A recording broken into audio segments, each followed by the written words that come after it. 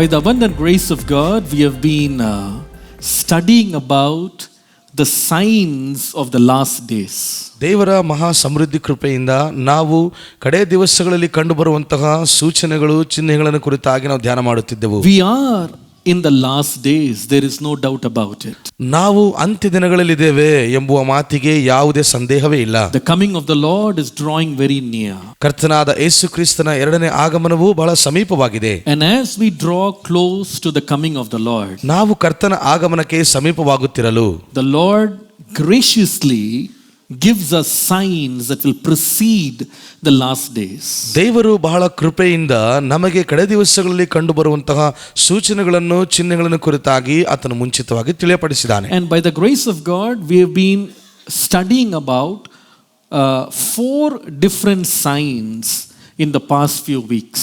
ದೇವರ ಕೃಪೆಯಿಂದ ನಾವು ಕಳೆದ ದಿನಗಳಲ್ಲಿ 4 ವಿಭಿನ್ನವಾದಂತಹ ಸೂಚನೆಗಳನ್ನು ಕುರಿತಾಗಿ ಧ್ಯಾನ ಮಾಡುತ್ತಿದ್ದೆವು. First, we saw about the rebirth of the nation of Israel as the first sign. ಮೊದಲನೇ ಸೂಚನೆಯಾಗಿ ಇಸ್ರಾಯೇಲ್ ಜನಾಂಗದ ಇಸ್ರಾಯೇಲ್ ದೇಶದ ಪುನರ್ಜನ್ಮ ಪುನಃಸ್ಥಾಪಿಸುವಿಕೆ ನೋಡಿದೆವು. The second sign was nature that will portray so much of danger and catastrophe. That will be the second sign. ಎರಡನೇ ಸೂಚನೆಯಾಗಿ ಈ ಒಂದು ಪ್ರಕೃತಿಯು ಈ ಸೃಷ್ಟಿಯು ಎಷ್ಟು ಭಯಾನಕವಾಗಿ ಮಾರ್ಪಡುತ್ತಾ ಇದೆ ಎಂಬುದಾಗಿ ನೋಡಿದೆವು. The third sign will be the changes in the political system of the world. ಮೂರನೇ ಸೂಚನೆಯಾಗಿ ರಾಜಕೀಯ ವ್ಯವಸ್ಥೆಯಲ್ಲಿ ಕಂಡುಬರುವಂತಹ ಬದಲಾವಣೆ ನೋಡಿದೆವು. The fourth one will be the degradation of our society. ನಾಲ್ಕನೇ ಸೂಚನೆಯಾಗಿ ಸಮಾಜದ ಅವನತಿಯನ್ನು ಕುರಿತಾಗಿ ನಾವು ನೋಡಿದೆವು. And today I am going to take you to the fifth sign. ಈ ದಿನ 5ನೇ ಸೂಚನೆಯಲ್ಲಿ ನಾನು ನಿಮ್ಮನ್ನು ತೆಗೆದುಕೊಂಡು ಹೋಗುತ್ತೇನೆ. Kindly turn with me to Daniel chapter 12 and verse 4. ದಯಮಾಡಿ ದಾನಿಯೇಲ 12ನೇ ಅಧ್ಯಾಯ 4ನೇ ವಚನಕ್ಕೆ ತಿರುಗಿಸಿ. But Daniel, keep this prophecy a secret, seal it up so that it will not be understood until the end times, when travel and education shall be vastly increased. Travel and wisdom shall be vastly increased. ದಯಮಾಡಿ ದಾನಿಯೇಲ 12ನೇ ಅಧ್ಯಾಯ 4ನೇ ವಚನಕ್ಕೆ ತಿರುಗಿಸಿ. ನೀನು ಈ ಮಾತುಗಳನ್ನು ಮುಚ್ಚಿಡು, ಅವುಗಳನ್ನು ಬರೆಯುವ ಗ್ರಂಥಕ್ಕೆ ಮುದ್ರೆ ಹಾಕು, ಅಂತ್ಯಕಾಲದವರೆಗೂ ಮರೆಯಾಗಿರಲಿ. ಬಹು ಜನರು ಅತ್ತಿತ್ತ ತಿರುಗುವವರು, ತಿಳುವಳಿಕೆಯನ್ನು ಹೆಚ್ಚುವುದು. I want to take the last part here. ನಾನು ಇಲ್ಲಿ ಕೊನೆಯ ಭಾಗವನ್ನು ತೆಗೆದುಕೊಳ್ಳಲು ಬಯಸುತ್ತೇನೆ. Wisdom or knowledge will greatly increase. ಜ್ಞಾನ ಅಥವಾ ತಿಳುವಳಿಕೆಯು ಅತಿಯಾಗಿ ಹೆಚ್ಚುವುದು. The fifth sign that we are moving towards the last days is that the knowledge of the world will increase manifold. 5ನೇ ಸೂಚನೆಯಾಗಿ ನಾವು ನೋಡುತ್ತೇವೆ, ಈ ದಿನಮಾನಗಳಲ್ಲಿ ಜ್ಞಾನ ಅಥವಾ ತಿಳುವಳಿಕೆಯು ಅದು ಅತಿಯಾಗಿ ಹೆಚ್ಚುವಂತದನ್ನ ನಾವು ನೋಡುತ್ತಾ ಇದ್ದೇವೆ. If you look at the last 20 to 30 years, you can see an incredible growth of knowledge and understanding and the transfer of knowledge. ನೀವು ಕಳೆದ 20-30 ವರ್ಷಗಳ ಹಿಂದೆಯಿಂದ ನೋಡ್ಕೊಂತ ಬರುವುದಾದ್ರೆ ಜ್ಞಾನದ ಮಿತಿಯು ಅದು ಬಹಳವಾಗಿ ಹೆಚ್ಚುವಂತದನ್ನು ನೀವು ನೋಡ್ತಾ ಇದ್ದೀರಾ. If you don't believe me, take a look at the way your children carry their school bags. ನೀವು ಒಂದು ವೇಳೆ ನೀವು ಅರ್ಥ ಮಾಡಿಕೊಳ್ಳಬೇಕಂದ್ರೆ ಪ್ರಿಯರೇ, ನಿಮ್ಮ ಮಕ್ಕಳು ಹೊತ್ತುಕೊಂಡು ಹೋಗುವಂತಹ ಪುಸ್ತಕದ ಚೀಲ, ಆ ಬ್ಯಾಗ್ ಇದೆಯಲ್ಲ, ಅದನ್ನು ನೀವು ಒಂದ್ಸಾರಿ ಗಮನಿಸಿ ನೋಡಿ.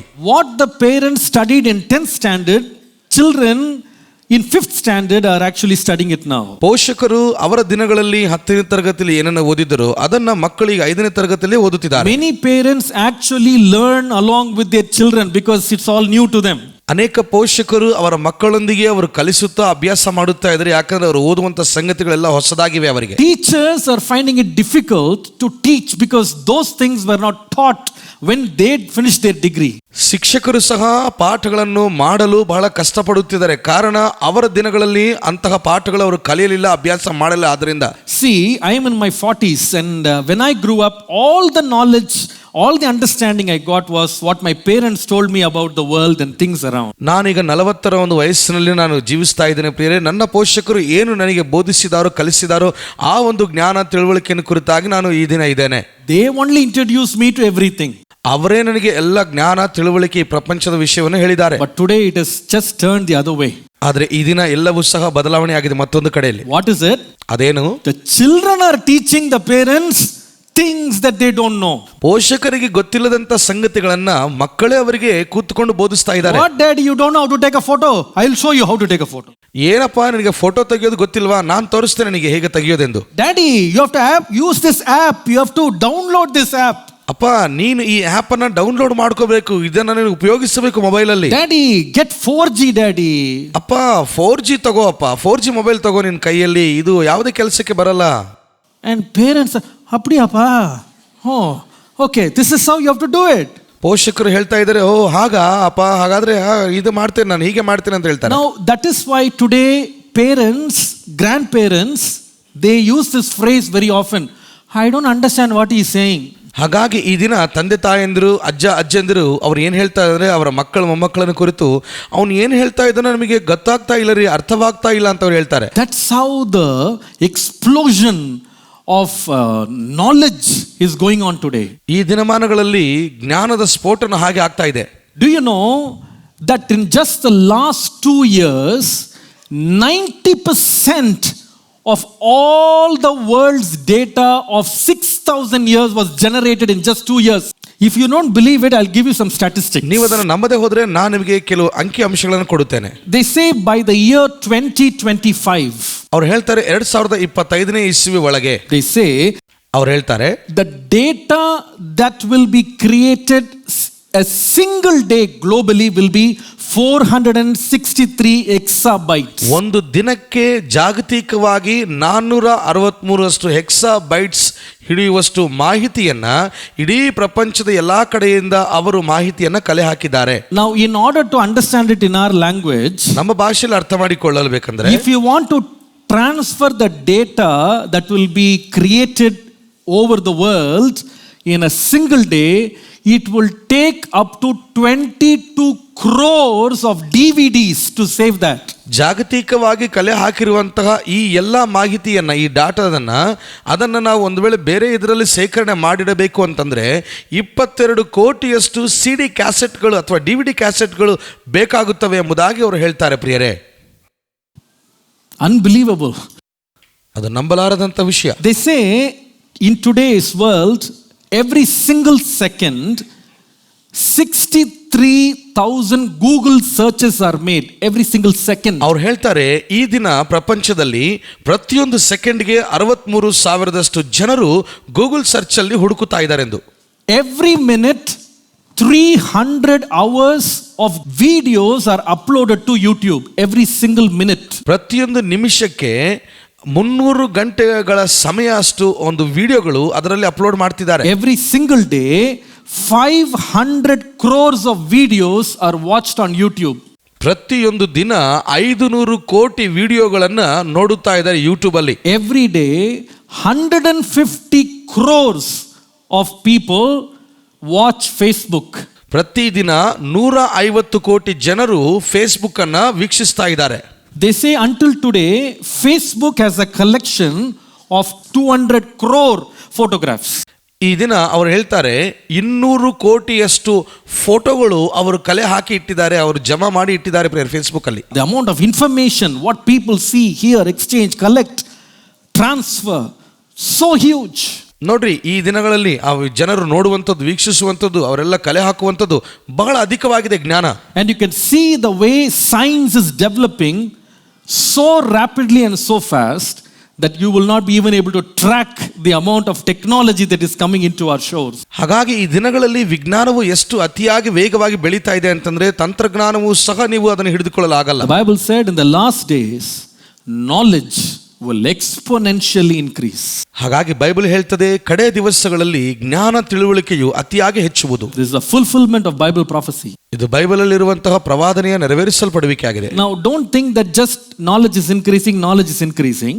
ನೀವು ಸುಮ್ಮನೆ ಅನ್ಕೋಬೇಡ್ರಿ ಜ್ಞಾನವು ಬೆಳೀತಾ ಇದೆ ಎಂದು.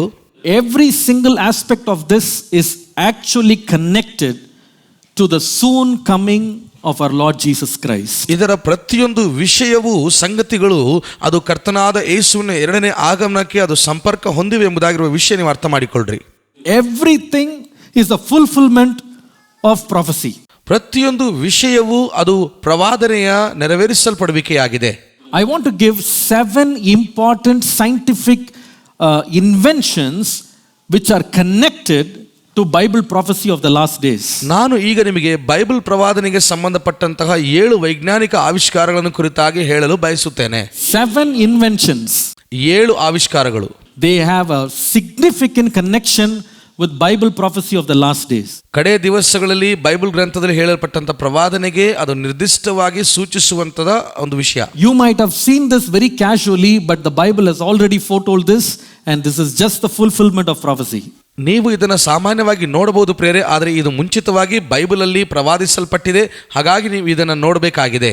Number 1, ಮೊದಲನೇದು, write it down. ಬರ್ಕೊಳ್ಳಿ. The invention of the printing press. ಮುದ್ರಣ ಯಂತ್ರದ ಆವಿಷ್ಕಾರ. The printing press. ಮುದ್ರಣ ಯಂತ್ರ. There was a man by the name of Johannes Gutenberg in Germany who invented the mechanical printing press.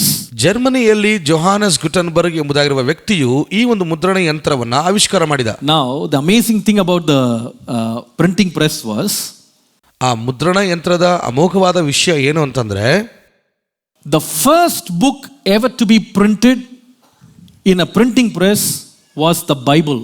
ಮುದ್ರಣ ಯಂತ್ರ ಆವಿಷ್ಕಾರ ಹೊಂದಿದ ನಂತರ ಮೊದಲನೇ ಪುಸ್ತಕವನ್ನ ಮುದ್ರಿಸಿದ್ದು ಅದು Bible ಗ್ರಂಥವಾಗಿದೆ. Hallelujah. Hallelujah. Now the printing press has been one of the most significant inventions that took information and knowledge to many generations till today. ಈಗ ಆ ಮುದ್ರಣಾಲಯ ಯಂತ್ರವು ಅದು ಬಹಳಷ್ಟು ಮತ್ತು ಮಹತ್ವ ಹೊಂದಿರುವಂತಹ ಆವಿಷ್ಕಾರದ ವಿಷಯವಾಗಿದೆ. ಯಾಕಂದ್ರೆ ಅದರ ಮೂಲಕ ಅನೇಕ ತಲೆಮಾರುವರೆಗೂ ಜನರಿಗೂ ಅದು ಸಮಾಚಾರ ಸುದ್ದಿಯನ್ನು ಹರಡುತ್ತದೆ. But above all the knowledge that the printing press created and spread in the world, ಹಾಗಾಗಿ ಈ ಮುದ್ರಣ ಯಂತ್ರದ ಮೂಲಕ ಸೃಷ್ಟಿಸಲ್ಪಟ್ಟಂತ ಎಲ್ಲಾ ಒಂದು ಜ್ಞಾನವು ಅದು ಲೋಕದಲ್ಲಿ ಹರಡಿಬಿಟ್ಟಿದೆ. the greatest achievement was by the Bible. ಆದ್ರೆ ಈ ಮುದ್ರಣಾಲಯದ ಮೂಲಕವಾಗಿ ಉನ್ನತವಾದಂತಹ ಒಂದು ಸಾಧನೆ ಏನಾದರೂ ಇರುವುದಾದ್ರೆ ಅದು ಬೈಬಲ್ ಗ್ರಂಥ ಮುದ್ರಣ ಆಗಿದೆ. Do you know that in the entire world the only book that had the highest printed copies ever is the Bible? ನಿಮಗೆ ಒಂದು ವಿಷಯ ಗೊತ್ತಿದೆನಾ? ಪ್ರಪಂಚದಾದ್ಯಂತ ಅಧಿಕವಾಗಿ ಹೆಚ್ಚಾಗಿ ಕಾಪಿಗಳು ಮುದ್ರಣ ಹೊಂದಿರುವಂತ ಒಂದು ಪುಸ್ತಕ ಅದು Bible ಗ್ರಂಥವಾಗಿದೆ. 600 crores of Bibles have been printed till date. ಈ ದಿನದವರೆಗೂ 600 ಕೋಟಿ ಬೈಬಲ್ಗಳಷ್ಟು print ಅದರಲ್ಲಾಗಿದೆ. Now if you see this graph, ನೀವು ಈ ಗ್ರಾಫ್ ಅನ್ನು ನೋಡಿ. on one side you see that black line, it shows the number of Bibles printed. ನೀವು ಒಂದು ಕಡೆ ಆ ಕಪ್ಪು ಲೈನ್ ಅನ್ನು ನೋಡ್ತಾ ಇದ್ದೀರಿ, ಅದು ಬೈಬಲ್ ಪ್ರಿಂಟ್ ಹಾಕಿರುವಂತಹ ಒಂದು ವಿಷಯ, ನೀವು ಅದನ್ನು ನೋಡ್ತಾ ಇದ್ದೀರಾ. And next to it are some of the world's best sellers including Harry Potter. ಮತ್ತೊಂದು ಇನ್ನು ನೋಡ್ತಾ ಇದ್ದೀರಿ, ಅದು ಹ್ಯಾರಿ ಪಾಟರ್ ಎಂಬುದಾಗಿರುವ ಒಂದು ಕೆಲವು ಪುಸ್ತಕಗಳು ಬೇರೆ ಒಂದು. But they can never even come close, even halfway to how much the Bible has been printed. ಆದರೆ ಬೈಬಲ್ ಪ್ರಿಂಟ್ ಆಗಿರುವಂತಹ ಒಂದು ಸಂಗತಿಯಲ್ಲಿ ಯಾವುದೇ ಪುಸ್ತಕವು ಅರ್ಧದಷ್ಟು ಕೂಡ ಅದಕ್ಕೆ ಬಂದಿಲ್ಲ ಪ್ರಿಯರೇ, ಸರಿಸಮವಾಗಿ. Now it has not only been printed in the most copies, still holding the Guinness Book of Records for many years. ಇದು ಕೇವಲ ಬೈಬಲ್ ಪ್ರಿಂಟ್ ಆಗುವಂತದ್ದು ಮಾತ್ರವಲ್ಲದೆ ಪ್ರಿಯರೇ, ಇದು Guinness book of world records ಅದರಲ್ಲಿ ಕೂಡ ನಮೂದಿಸಲ್ಪಟ್ಟಿದೆ. The Bible is the only book that has been translated into the maximum number of languages in the world. Bible ಗ್ರಂಥ ಒಂದೇ ಏಕೈಕ ಗ್ರಂಥವಾಗಿದೆ ಪ್ರಿಯರೇ, ಪ್ರಪಂಚದಾದ್ಯಂತ ಅನೇಕ ಭಾಷೆಗಳಲ್ಲಿ ಅನುವಾದನೆ ಮಾಡಲ್ಪಟ್ಟಂತ ಗ್ರಂಥ ಅದು ಏಕೈಕ ಗ್ರಂಥ Bible. Do you know that the world currently has 7,000 languages in use? ನಿಮಗೊಂದು ವಿಷಯ ಗೊತ್ತಿದೆನಾ? ಪ್ರಸ್ತುತ ಈಗ 7,000 ಭಾಷೆಗಳಿವೆ ಪ್ರಪಂಚದಲ್ಲಿ. And of those 7,000 languages, ಆ 7,000 ಭಾಷೆಗಳಲ್ಲಿ in 683 languages the Bible is in fully translated form. 683 ಭಾಷೆಗಳಲ್ಲಿ ಪೂರ್ತಿಯಾಗಿ ಬೈಬಲ್ ಗ್ರಂಥವು ಅದು ಅನುವಾದ ಮಾಡಲ್ಪಟ್ಟಿದೆ. In 1534 languages the New Testament has been translated. 1534 ಭಾಷೆಗಳಲ್ಲಿ ಹೊಸ ಒಡಂಬಡಿಕೆ ಅನುವಾದಿಸಲ್ಪಟ್ಟಿದೆ. And portions of the Bible have been translated in another 1133 languages. Bible ಗ್ರಂಥದ ಕೆಲವು ಭಾಗಗಳು 1133 ಭಾಷೆಗಳಲ್ಲಿ ಅನುವಾದಿಸಲ್ಪಟ್ಟಿವೆ. Total around 3,350 languages, at least a part of the Bible is ಒಂದು available. ಭಾಗದಷ್ಟು Bible ಗ್ರಂಥವು 3,350 ಭಾಷೆಗಳಲ್ಲಿ ಅನುಕೂಲವಾಗಿ ಅನುವಾದಿಸಲ್ಪಟ್ಟಿವೆ, ಭಾಷಾಂತರ ಮಾಡಲ್ಪಟ್ಟಿವೆ. This was able through the printing press. ಇದು ಮುದ್ರಣಾಲಯ ಅಥವಾ ಮುದ್ರಣ ಯಂತ್ರದಿಂದ ಸಾಧ್ಯವಾದಂತಹ ಒಂದು ಸಂಗತಿ. You may think this is an ordinary invention. ನೀವು ಅನ್ಕೋಬಹುದು ಇದು ಸಾಧಾರಣವಾದಂತಹ ಆವಿಷ್ಕರಿಸಲ್ಪಟ್ಟಂತ ಸಂಗತಿ ಎಂದು. This is a fulfillment of Bible prophecy. ಇದು ಬೈಬಲ್ ಗ್ರಂಥದಲ್ಲಿ ಬರೆಯಲ್ಪಟ್ಟಂತ ಪ್ರವಾದನೆಯ ನೆರವೇರಿಸುವಿಕೆ. What is the prophecy? ಪ್ರವಾದನೆ ಏನು? Turn with me to Matthew 24 and verse 14. ನನ್ನ ಜೊತೆ ನೀವು ತಿರುಗಿಸಿರಿ ಮತ್ತಾಯ 24:14 ವಚನ. The good news of the kingdom will be proclaimed in all the world as a testimony to all nations, and then the end will come. ಪರಲೋಕ ರಾಜ್ಯದ ಈ ಸುವಾರ್ತೆಯು ಸರ್ವಲೋಕದಲ್ಲಿ ಎಲ್ಲಾ ಜನಾಂಗಗಳಿಗೆ ಸಾಕ್ಷಿಯಾಗಿ ಸಾರಲಾಗುವುದು, ಆಗ ಅಂತ್ಯವು ಬರುವುದು. Listen to that word. ಆ ವಾಕ್ಯವನ್ನು ಗಮನಿಸಿ. It will be preached to all nations. ಈ ಸುವಾರ್ತೆಯು ಸರ್ವಲೋಕಕ್ಕೆ ಪ್ರಕಟಿಸಲಾಗುವುದು. That means people in different languages will hear the word of God. ಅದರ ಅರ್ಥ ವಿಭಿನ್ನ ಭಾಷೆಗಳನ್ನು ಆಡುವಂತಹ ಎಲ್ಲಾ ಜನಾಂಗಗಳಿಗೆ ಈ ವಾಕ್ಯವು ಅಥವಾ ಈ ಶುಭವಾರ್ತೆಯು ಸಾರಲಾಗುವುದು ಎಂದು. And God used the explosion of information in the last days to take the Bible and give it to thousands and thousands of language groups so they can hear the gospel. ಹಾಗಾಗಿ ದೇವರು ಈ ಒಂದು ಮಾಹಿತಿಯನ್ನ, ಈ ಸುವಾರ್ತೆಯ ಮಾಹಿತಿಯನ್ನ ಅನೇಕ ಜನರಿಗೆ ಸ್ಫೋಟಕವಾಗಿ ಹಂಚಲು ಈ ಮುದ್ರಣ ಯಂತ್ರವನ್ನು ಆತನು ಉಪಯೋಗಿಸಿದನು. They can be in any language, but the Bible is always speaking to them. ಅವರು ಯಾವುದೇ ಭಾಷೆಗಳನ್ನು ಆಡುವವರು ಆಗಿರಬಹುದು, ಆದರೆ ಸತ್ಯವೇದವು ಯಾವಾಗಲೂ ಆ ಭಾಷೆಯಲ್ಲಿ ಅವರ ಜೊತೆ ಮಾತನಾಡ್ತದೆ. You know, in many languages in India, the very first book with an alphabet, with a writing, all of that, the first book is the Bible for them. They have no other books in their language. Bharat ದೇಶದಲ್ಲಿ ಅನೇಕ ಭಾಷೆಗಳು ಇರಬಹುದು ಪ್ರಿಯರೇ, ಆದರೆ ಮೊದಲನೇ ಪುಸ್ತಕ ಮುದ್ರಣ ಹೊಂದಿರುವಂಥದ್ದು, ಅಕ್ಷರ ಜ್ಞಾನ, ಅಕ್ಷರಮಾಲೆ ಇರುವಂಥದ್ದು ಅದು Bible ಗ್ರಂಥವಾಗಿದೆ. The first book for them is the Bible. ಮೊದಲನೇ ಪುಸ್ತಕ ಅದು Bible ಗ್ರಂಥವಾಗಿದೆ. Hallelujah. Hallelujah. This is a fulfillment of prophecy. ಇದು ಪ್ರವಾದನೆಯ ನೆರವೇರಿಸಲ್ಪಡುವಿಕೆ. The Lord said the whole world will hear the gospel. Every nation will hear. ಕರ್ತನು ಹೇಳಿದನು, ಸರ್ವ ಲೋಕಕ್ಕೆ ಈ ಸುವಾರ್ತೆ ತಲುಪುತ್ತದೆ, ಪ್ರತಿಯೊಬ್ಬರು ಕೇಳುತ್ತಾರೆ. Praise be to God. ದೇವರಿಗೆ ಸ್ತೋತ್ರವಾಗಲಿ. That's the first invention that is connected to prophecy. ಮೊದಲನೇ ಆವಿಷ್ಕಾರ ಅದು ಬೈಬಲ್ ಪ್ರವಾದನೆಗೆ ಸಂಬಂಧಪಟ್ಟಂತ ಒಂದು ಸಂಗತಿ. The second scientific invention that correlates with prophecy is what I would call world travel. ಎರಡನೇ ವೈಜ್ಞಾನಿಕವಾಗಿ ಆವಿಷ್ಕಾರ ಹೊಂದಿರುವಂತಹ ಒಂದು ವಿಷಯ ಏನಂದ್ರೆ ಅದು ಪ್ರಪಂಚದಾದ್ಯಂತ ಪ್ರಯಾಣ ಸಾಗಿಸುವಂಥದ್ದು ಅಥವಾ ಪ್ರಯಾಣ ಮಾಡುವಂಥದ್ದು. Now, early days people took animals, carts, and maybe boats and ships to travel around the world. ಪ್ರಾರಂಭ ದಿನಗಳಲ್ಲಿ ಜನರು ಪ್ರಯಾಣ ಸಾಗಿಸಲು ಅವರು ಪ್ರಾಣಿಗಳನ್ನ ಅಥವಾ ಯಾವುದೇ ಒಂದು ಎತ್ತುಗಾಡಿ ಅಥವಾ ಹಡಗುಗಳನ್ನು ಉಪಯೋಗಿಸ್ತಿದ್ರು. And the journey always took about weeks or days, months, even years to travel. ಅವರ ಒಂದು ಪ್ರಯಾಣ ವಾರದಷ್ಟು, ತಿಂಗಳಷ್ಟು ಹಾಗೆ ಅವರ ಸಮಯ ಹಿಡಿತಾ ಇತ್ತು ಪ್ರಿಯರ ಪ್ರಯಾಣ ಮಾಡಲು.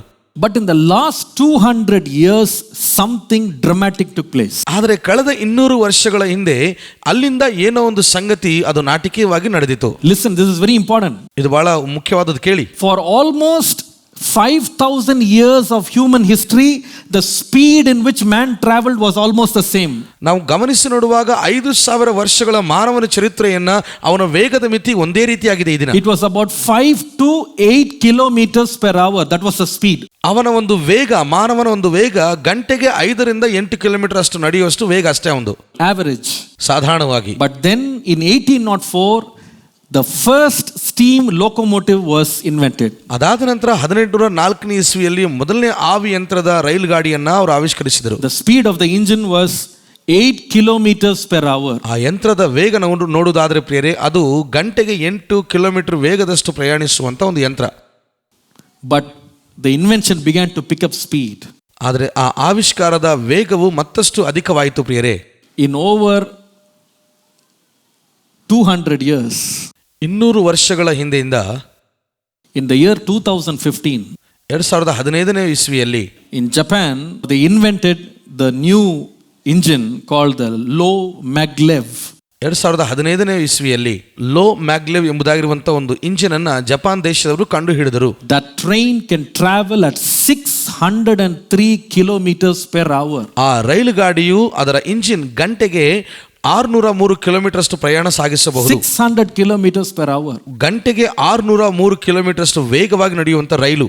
In the last 200 years, travel was transformed by the introduction of the airplane. ಕಳೆದ 200 ವರ್ಷಗಳಿಂದ ಪ್ರಯಾಣದ ಒಂದು ಮಿತಿಯು ಮತ್ತಷ್ಟು ವೇಗವಾಗಿ ಮಾರ್ಪಟ್ಟಿದೆ, ಕಾರಣ ವಿಮಾನಗಳ ಪರಿಚಯದ ಮೂಲಕ.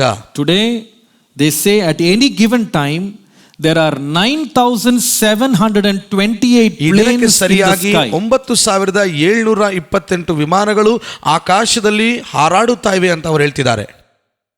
ವಿಮಾನಗಳು, which means about 12 lakh passengers are not in the earth, they are actually flying somewhere. ಅದರ ಅರ್ಥ ಏನೆಂದರೆ ಪ್ರಿಯರೇ, 12 ಲಕ್ಷದ ಜನರು ಅವರು ಭೂಮಿಯ ಮೇಲೆ ಪ್ರಯಾಣ ಮಾಡುತ್ತಾ ಇಲ್ಲ, ಬದಲಾಗಿ ಆಕಾಶದಲ್ಲಿ ಅವರ ಪ್ರಯಾಣ ಸಾಗಿಸುತ್ತಾ ಇದ್ದಾರೆ. And those days, there were places people did not want to go, cannot go. ಆ ದಿನಗಳಲ್ಲಿ ಕೆಲವು ಜನರು ಅಂದರೆ ಕೆಲವು ಸ್ಥಳಗಳಲ್ಲಿ ಅವರು ಹೋಗೋದಕ್ಕೆ ಬಯಸಿದರೂ ಹೋಗಲಾರದೆ ಪರಿಸ್ಥಿತಿ.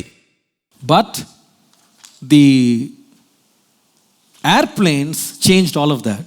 ವಿಮಾನಗಳು ಅವೆಲ್ಲವನ್ನ ಬದಲಾಯಿಸಿ ಬಿಟ್ಟಿವೆ. Today there is almost an airport in every country in the world. ಈ ದಿನ ಪ್ರತಿಯೊಂದು ದೇಶದಲ್ಲಿ ಪ್ರತಿಯೊಂದು ದೇಶಕ್ಕೆ ಅದರದೇ ಆದ ವಿಮಾನ ನಿಲ್ದಾಣ ಇದೆ. You can reach any part of the world in less than 24 hours. ಈ ದಿನ ನಾವು ನೋಡುವುದಾದರೆ ಪ್ರಪಂಚದ ಯಾವುದೇ ಭಾಗಕ್ಕಾಗಲಿ 24 ಗಂಟೆಗಳ ಒಳಗಾಗಿಯೇ ನಾವು ಆ ಸ್ಥಳಕ್ಕೆ ತಲುಪಬಹುದು ಪ್ರಿಯರೇ. There are some places where they cannot build an airport and we have helicopters that can go to any part of the world. ಕೆಲವು ಪ್ರಪಂಚದಲ್ಲಿ ಕೆಲವು ಭಾಗಗಳಲ್ಲಿ ಅಲ್ಲಿ ವಿಮಾನ ನಿಲ್ದಾಣಗಳು ನಿರ್ಮಿಸಲಾಗದ ಪರಿಸ್ಥಿತಿ, ಹಾಗಾಗಿ ಹೆಲಿಕಾಪ್ಟರ್ ಮೂಲಕ ಹೋಗಬಹುದು. Now what is it to do with the last days? ಈ ಕಡೆ ದಿವಸಗಳಿಗೆ ಇದಕ್ಕೆ ಏನು ಸಂಬಂಧ ಎಂಬುದಾಗಿ ನೀವು ಕೇಳಬಹುದು. Turn with me to Mark chapter 16 and verse 15. ನನ್ನ ಜೊತೆ ಬೈಬಲ್ ಅನ್ನು ತಿರುಗಿಸ್ರಿ. ಮಾರ್ಕನ ಬರೆದ ಸುವಾರ್ತೆ 16ನೇ ಅಧ್ಯಾಯ 15ನೇ ವಚನಕ್ಕೆ. He said to them, go into all the world and preach the gospel to the whole creation. ಆಮೇಲೆ ಅವರಿಗೆ, ನೀವು ಲೋಕದ ಎಲ್ಲಾ ಕಡೆಗೆ ಹೋಗಿ ಜಗತ್ತಿಗೆಲ್ಲ ಸುವಾರ್ತೆಯನ್ನು ಸಾರಿರಿ. Hallelujah. Hallelujah. What is it? ಅದೇನು? Where should they go? ಎಲ್ಲಿಗೆ ಹೋಗಬೇಕು? Not to few parts of the world. ಲೋಕದ ಕೆಲವು ಭಾಗಗಳಿಗೆ ಮಾತ್ರವಲ್ಲದೆ, He said, go into all the world. ಅದನ್ನ ಹೇಳ್ತಾ ಇದ್ದಾನೆ, ಲೋಕದ ಎಲ್ಲಾ ಕಡೆಗೆ ಹೋಗಿರಿ ಎಂದು. That was made possible only by the aircraft. ಪ್ರಿಯರೇ, ಅದು ವಿಮಾನದ ಮೂಲಕವಾಗಿಯೇ ಅದು ಸಾಧ್ಯವಾಗುವಂತ ವಿಷಯ. Hallelujah. Hallelujah. It is a fulfillment of what Jesus foretold. ಕರ್ತನಾದ ಯೇಸು ಕ್ರಿಸ್ತನು ಮುಂಚಿತವಾಗಿ ಹೇಳಿದ ಪ್ರವಾದನೆಯ ನೆರವೇರಿಸಲ್ಪಡಬೇಕಿದೆ. In such a short limited time you can go and reach anywhere and take the good news. ಬಹಳಷ್ಟು ಕಡಿಮೆ ಸಮಯದಲ್ಲಿಯೇ, ಕಡಿಮೆ ಅವಧಿಯಲ್ಲಿಯೇ ನಾವು ಶುಭವಾರ್ತೆಯನ್ನ ಲೋಕದ ಎಲ್ಲಾ ಕಡೆಗೆ ನಾವು ತೆಗೆದುಕೊಂಡು ಹೋಗಬಹುದು. Now, ಈಗ just in case you are not able to go by airplane or helicopter or anything else, ನೀವು ಹೆಲಿಕಾಪ್ಟರ್, ಏರೋಪ್ಲೇನ್ ಮತ್ತು ಬೇರೆ ಯಾವುದೇ ರೀತಿಯಲ್ಲಿ ಹೋಗದೇ ಇರುವಂತ ಒಂದು ಸಂಗತಿಗೆ ಒಂದು ವೇಳೆ ಆಗಿರುವುದಾದ್ರೆ, I tell you, ನಾನು ಹೇಳ್ತೇನೆ, today we can go into every home in any place in the world through internet. ಈ ದಿನ ನಾವು ಅಂತರ್ಜಾಲದ ಮೂಲಕವಾಗಿ, ಇಂಟರ್ನೆಟ್ ಮೂಲಕವಾಗಿ ಪ್ರತಿಯೊಂದು ದೇಶದ ಪ್ರತಿಯೊಂದು ಮನೆಗೆ ತಲುಪಬಹುದು, ನಾವು ಮಾತನಾಡಬಹುದು.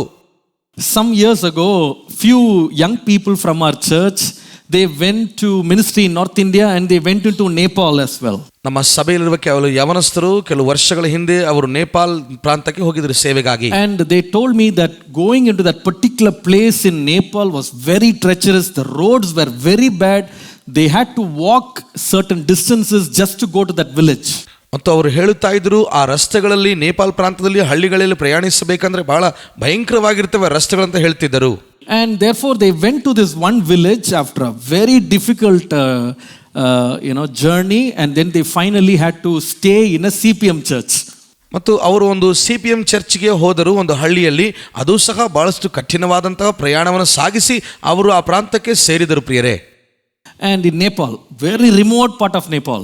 ಬಹಳ ನೇಪಾಳಿಂದ ಬಹಳ ದೂರವಾಗಿರುವಂತಹ ಒಂದು ಹಳ್ಳಿಗಳು ಪ್ರಿಯರೇ ಅವು. And when they went there, ಅವರಲ್ಲಿಗೆ ಹೋದಾಗ the pastor asked them, ಅಲ್ಲಿರುವಂತ ಸಭಾಪಾಲಕರು ಕೇಳಿದವರನ್ನ, where are you coming from? ನೀವು ಎಲ್ಲಿಂದ ಬರ್ತಾ ಇದ್ದೀರಾ?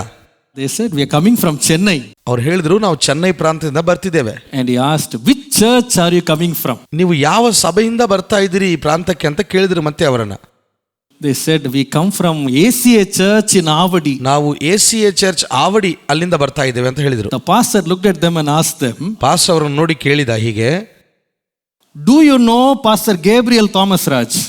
ನಿಮಗೆ ಪಾಸ್ಟರ್ ಗೇಬ್ರಿಯಲ್ ಥಾಮಸ್ ರಾಜ್ ಗೊತ್ತಿದ್ದಾರಾ ಅಂತ. These boys were so terrified. What is this?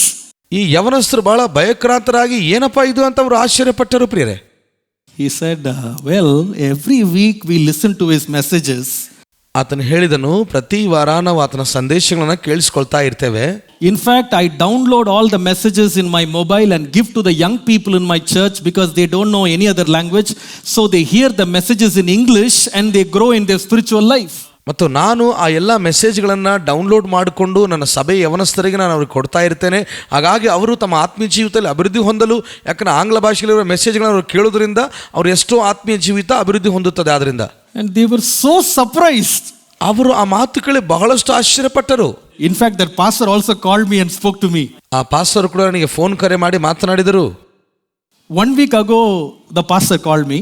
ಒಂದು ವಾರದ ಹಿಂದೆ ಆ ಪಾಸ್ಟರ್ನಿಗೆ ಕರೆ ಮಾಡಿದರು. He asked me, Pastor, why you didn't speak in the second week? I was waiting for the signs of the last days. It was very interesting. ಅಷ್ಟೇ, ಯಾಕೆ ನೀವು ಮಾತನಾಡಲಿಲ್ಲ? ಎರಡನೇ ಭಾನುವಾರ ನಾನು ಆ ಕೊನೆಯ ಒಂದು ಸೂಚನೆಗಳನ್ನು ಕುರಿತಾಗಿ ನಾನು ಎದುರು ನೋಡ್ತಾ ಇದ್ದೆ ಆ ಸಂದೇಶಕ್ಕಾಗಿ ಅಂತ ಹೇಳಿದರು.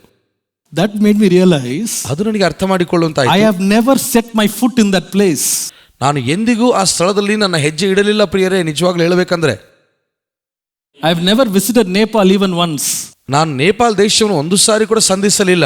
But Jesus said, ಆದ್ರೆ ಯೇಸು ಹೇಳಿದರು, you will go into all the world and you will preach the gospel. ನೀವು ಲೋಕದ ಎಲ್ಲಾ ಕಡೆಗೆ ಹೋಗುವಿರಿ, ಸುವಾರ್ತೆಯನ್ನು ಸಾರುವಿರಿ. Hallelujah. Hallelujah. Some time ago, ಕೆಲವು ದಿನಗಳ ಹಿಂದೆ during the month of December, we used to go and purchase dresses for our staff and our pastors in Madarsha. December ತಿಂಗಳಲ್ಲಿ ನಾವು ನಮ್ಮ ಸಭೆಯ ಸಿಬ್ಬಂದಿ ವರ್ಗದವರಿಗೆ ಮತ್ತು ವಸ್ತ್ರಗಳನ್ನು ಕೊಂಡುಕೊಳ್ಳಲು ಆ ಶಾಪ್ಗೆ ನಾವು ಹೋಗುತ್ತೇವೆ. I went there and bought all the clothes. ನಾನು ಆ ಶಾಪ್ಗೆ ಹೋದೆ, ನಾನು ವಸ್ತ್ರಗಳೆಲ್ಲ ತಗೊಂಡು ಬಂದೆ. And then I was about to go for the billing. ನಾನು ಇನ್ನೇನು ಆ ಬಿಲ್ ಕಟ್ಟಲು ನಾನು ಆ ಕೌಂಟರ್ಗೆ ಹೋಗಬೇಕು. There was a sister, a lady and her daughter. They were constantly looking at us. ಅಲ್ಲಿ ಒಬ್ಬ ಸ್ತ್ರೀ, ಆ ಸ್ತ್ರೀಯು ಅವರ ಮಗಳು ಇಬ್ಬರು ಕೂಡ ಅಲ್ಲಿ ನಿಂತಿದ್ದಾರೆ ಒಂದು ಮೂಲೆಯಲ್ಲಿ. ಅವರು ನನ್ನನ್ನು ಹಾಗೆ ಗಮನಿಸಿ ನೋಡುತ್ತಲೇ ಇದ್ದಾರೆ. She was having a very big bindi. She had that red kungumam, all of that. You know, she looked like a very devoted Hindu. ಅವರು ಬಹಳ ದೊಡ್ಡ ಮತ್ತು ಕುಂಕುಮವನ್ನು ಧರಿಸಿಕೊಂಡವರಾಗಿ ಬಹಳ ಒಳ್ಳೆ ಭಕ್ತಿ ಉಳ್ಳ ವ್ಯಕ್ತಿಗಳಾಗಿ ಅವರು ಕಾಣಿಸ್ತಾ ಇದ್ದಾರೆ ಪ್ರಿಯರೇ. I did not mind it. I finished the billing. ನಾನು ಅದನ್ನು ಗಮನಿಸಲಿಲ್ಲ. ನನ್ನ ಬಿಲ್ ಕಟ್ಟೋದು ನಾನು ಮುಗಿಸಿದೆ. Moment I moved from the bill counter, ನಾನು ಬಿಲ್ ಕೌಂಟರ್ ಇಂದ ಯಾವ ತಕ್ಷಣ ಅಲ್ಲಿಂದ ದಾರಿ ಬಿಟ್ಟನೋ, she came running and said, ಅವರು ನನ್ನ ಬಳಿಗೆ ಓಡಿ ಬಂದು ಹೇಳಿದರು, sir, are you Pastor Gabriel Thomas Raj? Sir, ನೀವು ಪಾಸ್ಟರ್ ಗಾಬ್ರಿಯಲ್ ಥಾಮಸ್ ರಾಜ್ ನೀವೇನಾ ಅಂತ ಕೇಳಿದರು. Yes. ನಾನು ಹೇಳಿದೆ ಹೌದು. I was in for a shock when I looked at her. ನಾನು ಹೇಳಿದೆ ಹೌದು. ನಾನು ಅವರು ನೋಡಿದಾಗ ನನಗೆ ಆಶ್ಚರ್ಯವಾಯಿತು. I said, how do you know me? ನಾನು ಹೇಳಿದೆ, ನನ್ನ ಬಗ್ಗೆ ನಿಮಗೆ ಹೇಗೆ ಗೊತ್ತು? She said, I follow your church for many years. ನಾನು ಅನೇಕ ವರ್ಷಗಳಿಂದ ನಿಮ್ಮ ಒಂದು ಚರ್ಚ್ ಆರಾಧನೆ ನಾನು ಹಿಂಬಾಲಿಸುತ್ತಾ ಇದ್ದೇನೆ, ನೋಡ್ತಾ ಇದ್ದೇನೆ. I got saved. ನಾನು ರಕ್ಷಿಸಲ್ಪಟ್ಟಿದ್ದೇನೆ. I went to a nearby small church without the knowledge of my family and took baptism, myself and my daughter. ನನ್ನ ಮನೆಗೆ ಸಮೀಪವಾಗಿರುವಂತಹ ಒಂದು ಸಭೆಗೆ ನಾನು ಹೋದೆ. ನನ್ನ ಕುಟುಂಬಕ್ಕೆ ಗೊತ್ತಿಲ್ಲದ ಹಾಗೆ ನಾನು ನನ್ನ ಮಗಳು ಇಬ್ಬರು ಕೂಡ ದೀಕ್ಷಾಸ್ನಾನ ಕೂಡ ನಾವು ಪಡ್ಕೊಂಡೆವಲ್ಲಿ. I was so shocked. ನನಗೆ ಬಹಳ ಆಶ್ಚರ್ಯವಾಯಿತು. She said, without that service we cannot go to any church. ಅವರು ಹೇಳಿದರು, ನಿಮ್ಮ ಆರಾಧನೆ ಮುಗಿಯೋ ತನಕ ನಾವು ಯಾವ ಸಭೆಗೆ ಆರಾಧನೆಗೆ ಹೋಗಲ್ಲ. The only church we attend is ACA Avadi inside our small bedroom. ನಾವು ಒಂದೇ ಒಂದು ಚರ್ಚ್ ಆರಾಧನೆಗೆ ಭಾಗವಹಿಸುತ್ತೇವೆ, ಅಂದರೆ ನಾವು ವೀಕ್ಷಿಸ್ತೇವೆ. ಅದು ಕೇವಲ ACA ಆವಡಿ ಚರ್ಚ್ ಮಾತ್ರ. ಅದು ಕೂಡ ನಮ್ಮ ಒಂದು ಬೆಡ್ರೂಮ್ ಅಲ್ಲಿ ಇದ್ದು ನಾವು ವೀಕ್ಷಿಸ್ತೇವೆ. The last days, all the world, all the people, ಕಡೆ ದಿವಸಗಳಲ್ಲಿ ಎಲ್ಲಾ ಜನರು, ಎಲ್ಲಾ ಜನಾಂಗದ ಜಾತಿಯ ಜನರು ಸುವಾರ್ತೆಯನ್ನು ಕೇಳುತ್ತಾರೆ. ಹಲ್ಲೆಲೂಯಾ. Hallelujah. ಮೂರನೇದು, the third invention of science in the last days is the field of communication technology. ಕಡೆ ದಿವಸಗಳಲ್ಲಿ ಮೂರನೇ ವೈಜ್ಞಾನಿಕ ಆವಿಷ್ಕಾರವನ್ನು ನಾವು ನೋಡುವುದಾದರೆ ಅದು ಸಂಪರ್ಕದ ತಂತ್ರಜ್ಞಾನ, satellite technology. ಉಪಗ್ರಹದ ತಂತ್ರಜ್ಞಾನ. Do you know that satellite technology is something so new in the world? ನಿಮಗೆ ವಿಷಯ ಗೊತ್ತಿದೆನಾ? ಉಪಗ್ರಹದ ತಂತ್ರಜ್ಞಾನ ಈ ಲೋಕಕ್ಕೆ ಬಹಳ ಹೊಸತನವಾಗಿರುವಂತದ್ದು ಒಂದು ವಿಷಯ. And it helps us to connect with people all over. ಅದು ಎಲ್ಲಾ ಕಡೆಯಲ್ಲಿರುವಂತಹ ಜನರನ್ನ ಸಂಪರ್ಕ ಹೊಂದಲು ಅದು ಬಹಳಷ್ಟು ಕಾರ್ಯ ಮಾಡುವಂತದ್ದು. All our mobile phones are connected to the satellite. ನಮ್ಮೆಲ್ಲರ ಮೊಬೈಲ್ ಫೋನ್ಗಳು ಉಪಗ್ರಹಕ್ಕೆ ಸಂಪರ್ಕ ಹೊಂದಿರುತ್ತವೆ. You can talk to any person in any part of the world in real time. In the past 20 years this is happening. ಕಳೆದ 20 ವರ್ಷಗಳಿಂದ ಪ್ರಿಯರೇ ಇದು ಆಗ್ತಾನೆ ಇದೆ. ಯಾವುದೇ ಒಂದು ವ್ಯಕ್ತಿಗೆ ಜಗತ್ತಿನಲ್ಲಿ, ಪ್ರಪಂಚದಲ್ಲಿ ಯಾವ ಒಂದು ಕಡೆಯಲ್ಲಿದ್ದರೂ ಕೂಡ ನಾವು ಫೋನ್ ಕರೆ ಮೂಲಕ ಮಾತನಾಡಬಹುದು ಆತನೊಟ್ಟಿಗೆ. And the communication technology is becoming so strong that you can watch whatever is happening in any part of the world in real time in your living room in a small screen. ಸಂವಹನ ಎಷ್ಟು ಬಲಿಷ್ಠವಾಗಿ ಮಾರ್ಪಟ್ಟಿದೆ ಅಂತಂದ್ರೆ ಪ್ರಿಯರೇ, ನೀವು ವಾಸ ಮಾಡುವಂತ ಸ್ಥಳದಲ್ಲಿಯೇ ಕೂತುಕೊಂಡು ತೆರೆಯ ಮೇಲೆ ನೇರ ಪ್ರಸಾರವನ್ನು ವೀಕ್ಷಿಸುವಂತ ಬಲಿಷ್ಠವಾಗಿ ಮಾರ್ಪಟ್ಟಿದೆ. The power of communication that science has invented in these modern times are so breathtaking. ವಿಜ್ಞಾನ ಆವಿಷ್ಕಾರ ಮಾಡಿದಂತಹ ಈ ಸಂವಹನದ ವಿಜ್ಞಾನವು ಅದರ ಒಂದು ಜ್ಞಾನವು ಬಹಳ ಬಲಿಷ್ಠವಾಗಿ ಮಾರ್ಪಟ್ಟಿದೆ. Real time, any part of the world, anything is right inside our living room. ಪ್ರಪಂಚದಲ್ಲಿ ಯಾವುದೇ ಭಾಗದಲ್ಲಿ ನಡೆಯುವಂತಹ ಸಂಗತಿಗಳು ನಾವು ವಾಸ ಮಾಡುವಂತಹ ಸ್ಥಳದಲ್ಲಿಯೇ ತೆರೆ ಮೇಲೆ ನೋಡಬಹುದು. This technology is so significant because without this technology, one prophecy in the Bible can never be fulfilled. ಈ ಒಂದು ತಂತ್ರಜ್ಞಾನವು ಬಹಳಷ್ಟು ಗಮನಾರ್ಹವಾಗಿದೆ ಪ್ರಿಯರೇ, ಯಾಕಂದ್ರೆ ಇದರ ಒಂದು ತಂತ್ರಜ್ಞಾನವಿಲ್ಲದೆ, ಇದರ ಸಹಾಯವಿಲ್ಲದೆ ಯಾವುದೇ ಒಂದು ಪ್ರವಾದನೆಯು ನಾವು ನೆರವೇರಿಸಲ್ಪಡೋಕೆ ಕಾಣಲ್ಲ. What is that prophecy? ಆ ಪ್ರವಾದನೆ ಏನು?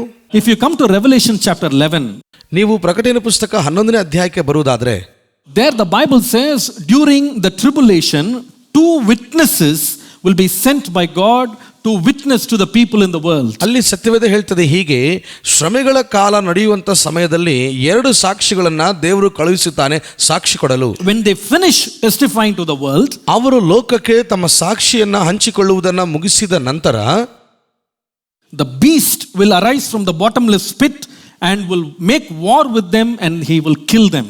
ಅಧೋಲೋಕದಿಂದ ಒಂದು ಮೃಗವು ಅದು ಮೇಲೆ ಕೆತ್ತಲ್ಪಟ್ಟದಾಗಿ ಇವರನ್ನ ಸಾಯಿಸಿ ಬಿಡುತ್ತದೆ, ಕೊಂದು ಬಿಡುತ್ತದೆ. Now their bodies will lie on the streets of Jerusalem.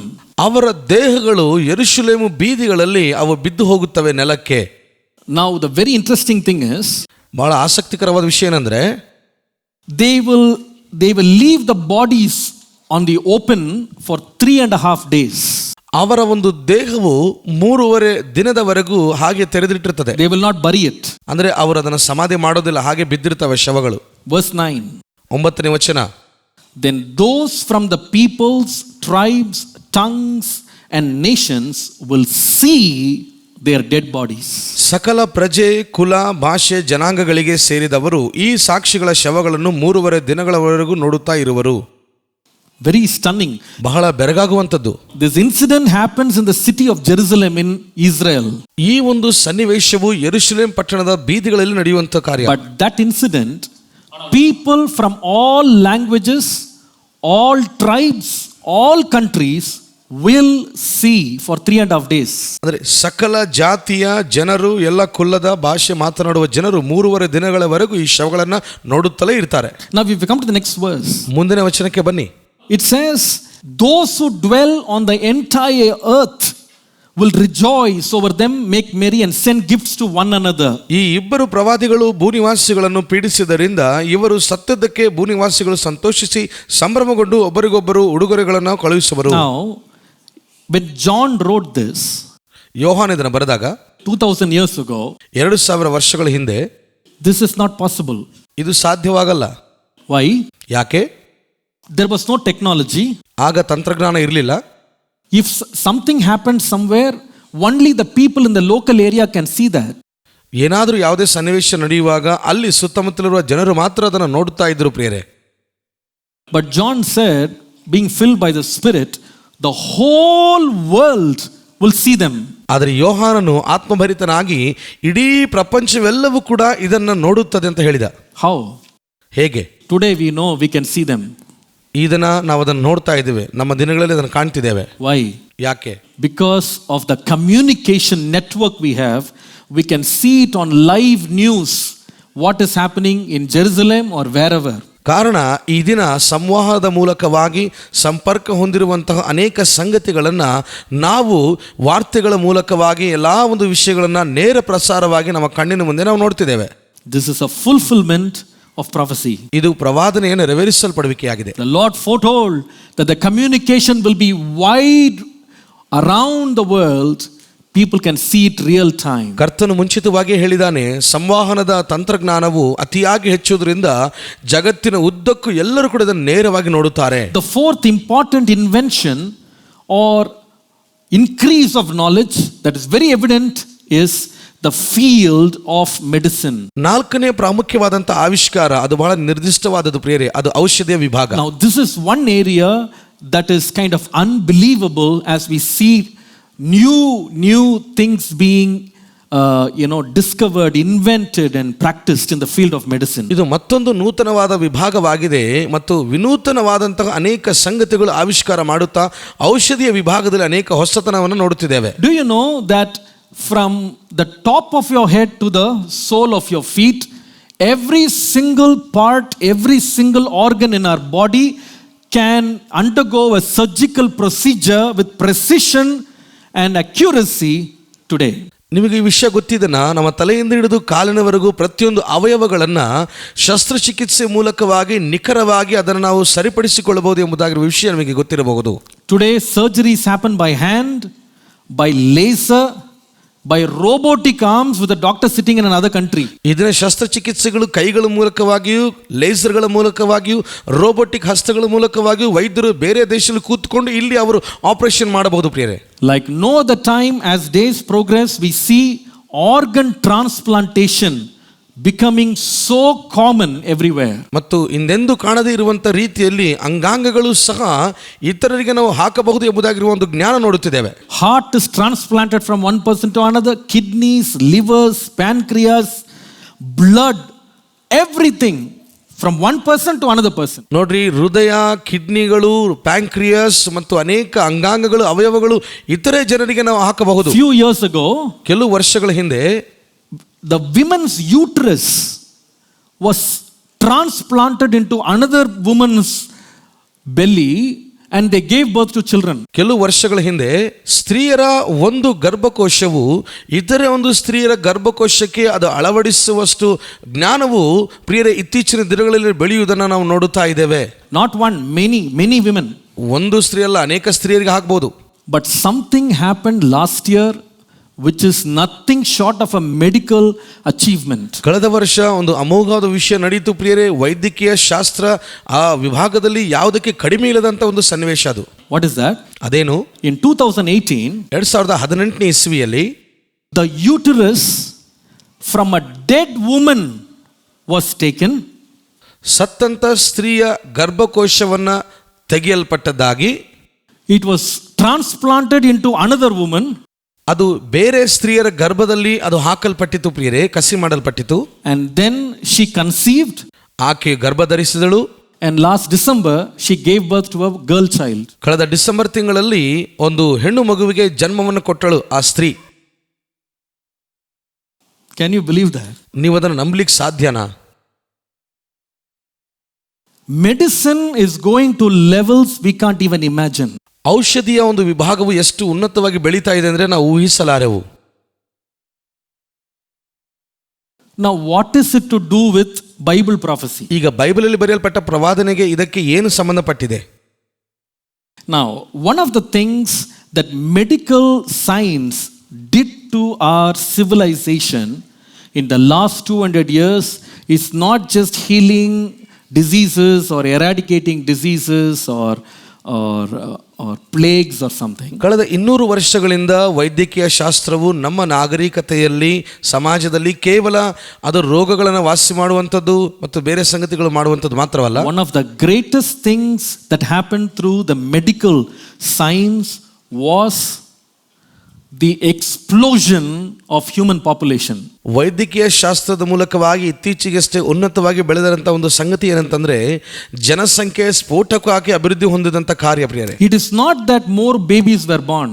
ಪ್ರಿಯರೇ, ಅಧಿಕವಾದ ಶಿಶುಗಳು ಜನ್ಮಿಸಿದ್ದಾರೆ ಅಂತ ವಿಷಯ ಅಲ್ಲ. No. It's not about birth rate. ನೋಡ್ರಿ, ಜನಿಸಿದಂತಹ ಒಂದು ಸಂಖ್ಯೆ ಅದರಲ್ಲ. It's about how medical science controlled the death rate. ವೈದ್ಯಕೀಯ ಶಾಸ್ತ್ರವು ಹೇಗೆ ಮರಣದ ಒಂದು ಸಂಖ್ಯೆಯನ್ನು ನಿಯಮಿತದಲ್ಲಿ ಇಟ್ಕೊಂಡಿದೆ. Now you'll be surprised with the statistics. ನೀವು ಈ ಅಂಕಿ ಅಂಶಗಳನ್ನು ನೋಡಿ ಆಶ್ಚರ್ಯ ಪಡ್ತೀರಿ. I'll show you one verse why I connect the science of medicine has to do greatly with Bible prophecy. ನಾನು ನಿಮಗೆ ಒಂದು ವಚನವನ್ನು ತೋರಿಸ್ತೇನೆ. ಈ ಔಷಧಿಯ ವಿಜ್ಞಾನವನ್ನು ಕುರಿತಾಗಿ ಯಾಕೆ ನಾನು ಇಷ್ಟರ ಮಟ್ಟಿಗೆ ಮಾತನಾಡಿದೆ ಎಂಬುದಾಗಿ ನೋಡಿ ಒಂದು ಬೈಬಲ್ ಇರುವ ಪ್ರವಚನ ನಾನು ತಿಳಿಸ್ತೇನೆ. Revelation chapter 9 verse 15 to 16. ಪ್ರಕಟಣೆ ಗ್ರಂಥ 5ನೇ ಅಧ್ಯಾಯ 15-16ನೇ ವಚನ. Now this passage talks about the sixth veil that was poured on the earth and the tribulation that came upon the ಈ earth. ಒಂದು ವಾಕ್ಯ ಭಾಗವು ಪ್ರಿಯರೇ 6ನೇ ಒಂದು ಪಾತ್ರೆಯು ಭೂಮಿ ಮೇಲೆ ಸುರಿಸಲ್ಪಡುವಂತದನ್ನ ಶ್ರಮೆಗಳ ಕಾಲವನ್ನು ಕುರಿತಾಗಿ ಮಾತನಾಡ್ತದೆ. Now, in verse 16 it says, 16ನೇ ವಚನ ಹೀಗೆ ಹೇಳ್ತದೆ, the number of mounted troops was 200 million, or in other words 20 crores. I heard their number. ಅಲ್ಲಿ ಹೀಗಿದೆ ಪ್ರಿಯರೇ, 16ನೇ ವಚನದಲ್ಲಿ, ಕುದುರೆ ದಂಡಿನವರ ಸಂಖ್ಯೆಯು 20 ಕೋಟಿ ಎಂದು ನನಗೆ ಕೇಳಿಸಿತು. The number of people in the war zone were 20 crores. ಯುದ್ಧ ರಂಗದಲ್ಲಿ ಜನರ ಒಂದು ಸಂಖ್ಯೆಯು ಅದು 20 ಕೋಟಿ ಆಗಿರುತ್ತದೆ.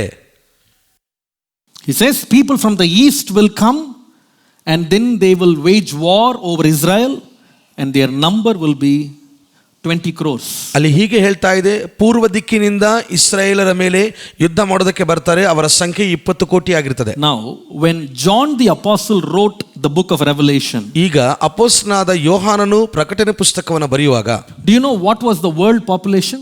ಆ ದಿನದ ಜನಸಂಖ್ಯೆ, ಪ್ರಪಂಚದ ಜನಸಂಖ್ಯೆ ಏನಾಗಿತ್ತು ಗೊತ್ತಾ? 15 crores. 15 ಕೋಟಿ ಜನಸಂಖ್ಯೆ. World population. ಪ್ರಪಂಚದ ಜನಸಂಖ್ಯೆ, ಆ ದಿನದ ಜನಸಂಖ್ಯೆ 15 crores. 15 ಕೋಟಿ. But he says, only in the army 20 crores will be there. ಆದರೆ ಆತನು ಹೇಳ್ತಾನೆ, ಆ ಒಂದು ಸೈನ್ಯ ದಳದಲ್ಲಿ ಮಾತ್ರವೇ 20 ಕೋಟಿ ಜನರಿರ್ತಾರೆ ಎಂದು. How is it possible? ಅದು ಹೇಗೆ ಸಾಧ್ಯ?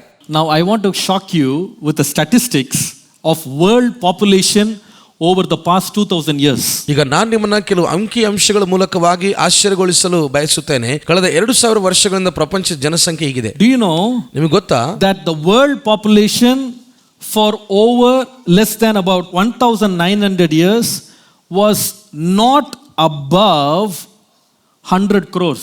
ಪ್ರಪಂಚದ ಜನಸಂಖ್ಯೆಯು 1900 ವರ್ಷದವರೆಗೂ 100 ಕೋಟಿಗಿಂತ ಹೆಚ್ಚಿದಾಗಿ ಇರಲಿಲ್ಲ. Now I want you to see this graph. ನೀವು ಈ ಗ್ರಾಫ್ ಅನ್ನು ನೋಡಬೇಕೆಂದು Now ಬಯಸ್ತೇನೆ. if you see that in AD 1, which is the time which John wrote, ನೀವು ಇಲ್ಲಿ ನೋಡುವಾಗ AD 1 ಯೋಹಾನನು ಗ್ರಂಥವನ್ನು ಬರೆಯುವ ಸಮಯ, the population was somewhere around 250 million or 25 crores. ಮತ್ತು ನೀವು ಅಲ್ಲಿರುವ ಜನಸಂಖ್ಯೆ ನೋಡುವಾಗ 25 ಕೋಟಿ ಅಷ್ಟೇ. So the number is varying between 15 to 25, 15 crores to 25 crores max. ಅಲ್ಲಿಯ ಸಂಖ್ಯೆ ನೋಡ್ತಾ ಇದ್ದೇವೆ, 15 ರಿಂದ 25 ಕೋಟಿ ಅಷ್ಟೇ ಇರ್ತದೆ ಜನಸಂಖ್ಯೆ. Now the number is almost the same until 1900. ಈ ಸಂಖ್ಯೆಯು ಹೆಚ್ಚು ಕಡಿಮೆ ಒಂದೇ ರೀತಿಯಾಗಿ ಮುಂದೆ ಸಾಗುತ್ತಾ ಇತ್ತು ಪ್ರೇರೆ 1900 ವರ್ಷದವರೆಗೂ. Whole world population was very less. ಈ ಪ್ರಪಂಚದ ಜನಸಂಖ್ಯೆ ಬಹಳ ಕಡಿಮೆ ಮಟ್ಟದಲ್ಲಿತ್ತು. But in 1900, which is as 200 years before us, ಆದರೆ 1900 ವರ್ಷದಿಂದ, ಅಂದರೆ ನಮಗಿಂತ 200 ವರ್ಷದ ಹಿಂದೆಯಿಂದ the population began to rise. ಜನಸಂಖ್ಯೆಯು ಅತ್ಯಧಿಕವಾಗಿ ಬೆಳೆಯಲು ಆರಂಭಿಸಿತು. How much? ಎಷ್ಟು? In 1900, the world population was 160 crores. ಪ್ರಪಂಚದ ಜನಸಂಖ್ಯೆಯು 1900 ವರ್ಷದ ಆಧಾರಿತವಾಗಿ 160 ಕೋಟಿ ಜನಸಂಖ್ಯೆ ಇತ್ತು. 160 in 1900, 200 years ago, whole world population 160 crores. 200 ವರ್ಷಗಳ ಹಿಂದೆ ಪ್ರಪಂಚದ ಜನಸಂಖ್ಯೆಯು 160 ಕೋಟಿ ಅಷ್ಟೇ ಇತ್ತು. Now between 1900 and today, two major world wars and many other wars, I've given you a list in the previous message. So many people died between these years. 1900 ವರ್ಷದಿಂದ ಈ ದಿನದವರೆಗೂ ನಾನು ನಿಮಗೆ ಕಳೆದ ಸಂದೇಶ ಲಿಸ್ಟ್ ಅನ್ನು ಕೊಟ್ಟಿದ್ದೇನೆ. ಅನೇಕ ಯುದ್ಧಗಳು ನಡೆದವು, ಅದರಲ್ಲಿ ಅನೇಕ ಜನರು ಸಾವನ್ನಪ್ಪಿದರು. So many famines, disease, epidemics, pestilence, all of that came. ಅನೇಕ ಬರಗಾಲಗಳು, ಅನೇಕವಾದ ಸಂಗತಿಗಳು ನಡೆದವು. But ಆದರೆ in these 200 years, ಈ ಒಂದು 200 ವರ್ಷಗಳ ಅವಧಿಯಲ್ಲಿ, do you know how much the population has grown? ಜನಸಂಖ್ಯೆ ಎಷ್ಟರ ಮಟ್ಟಿಗೆ ಬೆಳೆದಿದೆ ಗೊತ್ತಿದೆಯಾ ನಿಮಗೆ? In 200 years, this 160 crores became 770 crores. 200 ವರ್ಷಗಳ ಹಿಂದೆ 160 ಕೋಟಿ ಇದ್ದಂಥ ಜನಸಂಖ್ಯೆಯು, ಪ್ರಪಂಚದ ಜನಸಂಖ್ಯೆಯು ಈ ದಿನಕ್ಕೆ ಸರಿಯಾಗಿ 770 ಕೋಟಿ ಜನಸಂಖ್ಯೆ ಆಗಿದೆ. The world has never had such a population in its entire history like we had in the last 200 years. ಬೇರೆ ಈ ಪ್ರಪಂಚದ ಇತಿಹಾಸದಲ್ಲಿ 200 ವರ್ಷಗಳ ಹಿಂದೆಯಿಂದ ಮತ್ಯಾವತ್ತೂ ಆಗದೇ ಇದ್ದಷ್ಟು ಜನಸಂಖ್ಯೆಯ ಅಭಿವೃದ್ಧಿಯು ಈ ಒಂದು ದಿನಗಳಲ್ಲಿ ನಡೆದಿದೆ. Now let's come back to the prophecy. ಈಗ ನಾವು ಪ್ರವಾದನೆಗೆ ಹಿಂತಿರುಗಿ ಬರೋಣ. Apostle John said, ಅಪೊಸ್ತಲನಾದ ಯೋಹಾನ ಹೇಳ್ತಾನೆ, I saw the war and I saw 20 crores of army people soldiers fighting. ಅಪೊಸ್ತಲನಾದ ಯೋಹಾನ ಹೇಳ್ತಾನೆ, ನಾನು ಒಂದು ಯುದ್ಧವನ್ನು ಕಂಡೆನು, ಆ ಯುದ್ಧದಲ್ಲಿ 20 ಕೋಟಿ ಜನ ಸೈನ್ಯವು ಹೋರಾಡುವುದನ್ನು ನಾನು ಕಂಡೆನು. Now do you know how much people are there around the world in the fighting arena? How many soldiers are there? ನಿಮಗೆ ಈ ವಿಷಯ ಗೊತ್ತಿದೆನಾ? ಪ್ರಪಂಚದಾದ್ಯಂತ ಎಷ್ಟು ಜನ ಯುದ್ಧ ಮಾಡುವ ಸೈನಿಕರು ನಮ್ಮ ಸುತ್ತಲಿದ್ದಾರೆ ಎಂದು? As of now, ಈ ದಿನಕ್ಕೆ it is 10 crores. 10 ಕೋಟಿ ಜನರು ಸೈನಿಕರು ಯುದ್ಧ ಭೂಮಿಯಲ್ಲಿದ್ದಾರೆ. 10 crores. 10 ಕೋಟಿ. This is revealed data. ಇದು ತಿಳಿಸಲ್ಪಟ್ಟಂತ ಡಾಟಾ ಆಗಿದೆ. But they say what is not revealed is, ಆದರೆ ಏನು ತಿಳಿಯಲಾರದಂತೆ ಇರುವಂತ ಒಂದು ಸಂಗತಿ ಏನಿದೆ ಅಂತಂದ್ರೆ, China alone has 30 crores of people fit for military service. 30 ಕೋಟಿ ಜನರು, ಚೈನಾ ದೇಶ ಹೇಳುತ್ತದೆ, ಆ ದೇಶದಲ್ಲಿ ಒಂದೇ 30 ಕೋಟಿ ಜನರು ಅವರು ಸೈನಿಕರಾಗಿ ಯುದ್ಧ ಮಾಡಲು ಸನ್ನದ್ಧರಾಗಿ ನಿಂತಿರುವಂತ ಜನಸಂಖ್ಯೆ ಅದು. India has 10 crores of people fit to fight. Bharat ದೇಶದಲ್ಲಾದರೂ 10 ಕೋಟಿ ಜನರು ಸೈನಿಕರಾಗಿ ಯುದ್ಧ ಮಾಡಲು, ಯುದ್ಧ ಭೂಮಿಯಲ್ಲಿ ಇಳಿಯಲು ಸಿದ್ಧತೆ ಹೊಂದಿರುವಂತ ವ್ಯಕ್ತಿ. If you calculate that, ನೀವು ಅದನ್ನು ಸ್ವಲ್ಪ ಲೆಕ್ಕಾಚಾರ ಹಾಕಿ ನೋಡಿದ್ರೆ, you will find out that 20 crores going to Israel and fighting is not a big deal. 20 ಕೋಟಿ ಜನರು ಆ ಚೈನಾ ದೇಶದ ಸೈನಿಕರು ಹೋಗಿ ಇಸ್ರಾಯೇಲ್ ಮೇಲೆ ಹೋರಾಡುವಂಥದ್ದು ಅದೇನೋ ದೊಡ್ಡ ಸಂಗತಿ ಏನಲ್ಲ ಪ್ರಿಯರೇ. When John said this prophecy 2000 years ago, the 20 crores will go and fight. ಯೋಹಾನನು 2000 ವರ್ಷಗಳ ಹಿಂದೆ ಈ ಪ್ರವಾದನೆಯನ್ನು ನುಡಿದನು ಪ್ರಿಯರೇ, 20 ಕೋಟಿ ಜನರು ಹೋಗಿ ಯುದ್ಧ ಮಾಡುತ್ತಾರೆ. People would have laughed at him. ನೋಡಿ, ಜನರು ಆತನನ್ನು ನೋಡಿ ನಗಾಡಿರಬಹುದು. What are you saying? We don't even have a population. Total population of 20 crores is not there. ಜನರು ಹೇಳಿರಬಹುದು, ಏನು ಹೇಳ್ತಾ ಇದೀಯಾ, ನಮ್ಮ ಬಳಿ ಎಲ್ಲ ಲೆಕ್ಕ ಮಾಡಿದ್ರು ಕೂಡ 20 ಕೋಟಿ ಜನ ಸಂಖ್ಯೆ ಇಲ್ಲವೇ ಇಲ್ಲ ಈಗ. But today we know it is possible. ಆದರೆ ಈ ದಿನ ನಮಗೆ ಅದು ಗೊತ್ತಾಗಿದೆ, ಅದು ಸಾಧ್ಯ ಎಂಬುದಾಗಿ. And what amazes me is, ಅದ್ಭುತವಾದ ವಿಷಯ ಏನಂದ್ರೆ, this growth was not gradual for 2000 years. ಈ ಒಂದು ಬೆಳವಣಿಗೆಯು ಕಳೆದ 2000 ವರ್ಷಗಳಿಂದ ಆದಂತದಲ್ಲ ಪ್ರಿಯರೇ. Just in the last 200 years, phenomenal growth of human population. ಕೇವಲ ಕಳೆದ 200 ವರ್ಷಗಳ ಒಳಗಾಗಿಯೇ ಅಸಾಧಾರಣವಾಗಿ ಪ್ರಪಂಚದ ಜನಸಂಖ್ಯೆ ಅಭಿವೃದ್ಧಿ ಹೊಂದುತ್ತಾ ಬಂದಿದೆ. What is the sign? ಅದಕ್ಕೆ ಸೂಚನೆ ಏನು? The world is going towards an end, waiting for the war. ಲೋಕವು ಅಂತ್ಯವಾಗುವುದ ಕಡೆ ಹೋಗುತ್ತಾ ಇದೆ ಮತ್ತು ಯುದ್ಧಕ್ಕಾಗಿ ಎದುರು ನೋಡುತ್ತಾ ಇದೆ, ಕಾದುಕೊಂಡಿದೆ. Hallelujah. Hallelujah. The fifth invention that has prophetical value. 5ನೇ ಒಂದು ಆವಿಷ್ಕಾರವು ಅದು ಪ್ರವಾದಾತ್ಮಕವಾಗಿರುವಂತಹ ಮೌಲ್ಯ ಆಧಾರಿತ Satellite technology. ಉಪಗ್ರಹದ ತಂತ್ರಜ್ಞಾನ. About 100 years ago, nobody knew what satellite was. 100 ವರ್ಷಗಳ ಹಿಂದೆ ಉಪಗ್ರಹ ಅಂದ್ರೆ ಯಾರಿಗೂ ಸಹ ತಿಳಿದಿರಲಿಲ್ಲ. But do you know today there are approximately 5000 satellites today in our universe. ಇದನ್ನ ನೀವು ನೋಡುವುದಾದ್ರೆ ನಮ್ಮ ಒಂದು ಅಂತರಿಕ್ಷದಲ್ಲಿ ಹೆಚ್ಚು ಕಡಿಮೆ 5000 ಉಪಗ್ರಹಗಳು ಇವೆ. நம்மள சுத்தி வந்துட்டு இருக்குது 5000 செயற்கைக்கோள் சுத்துதான்.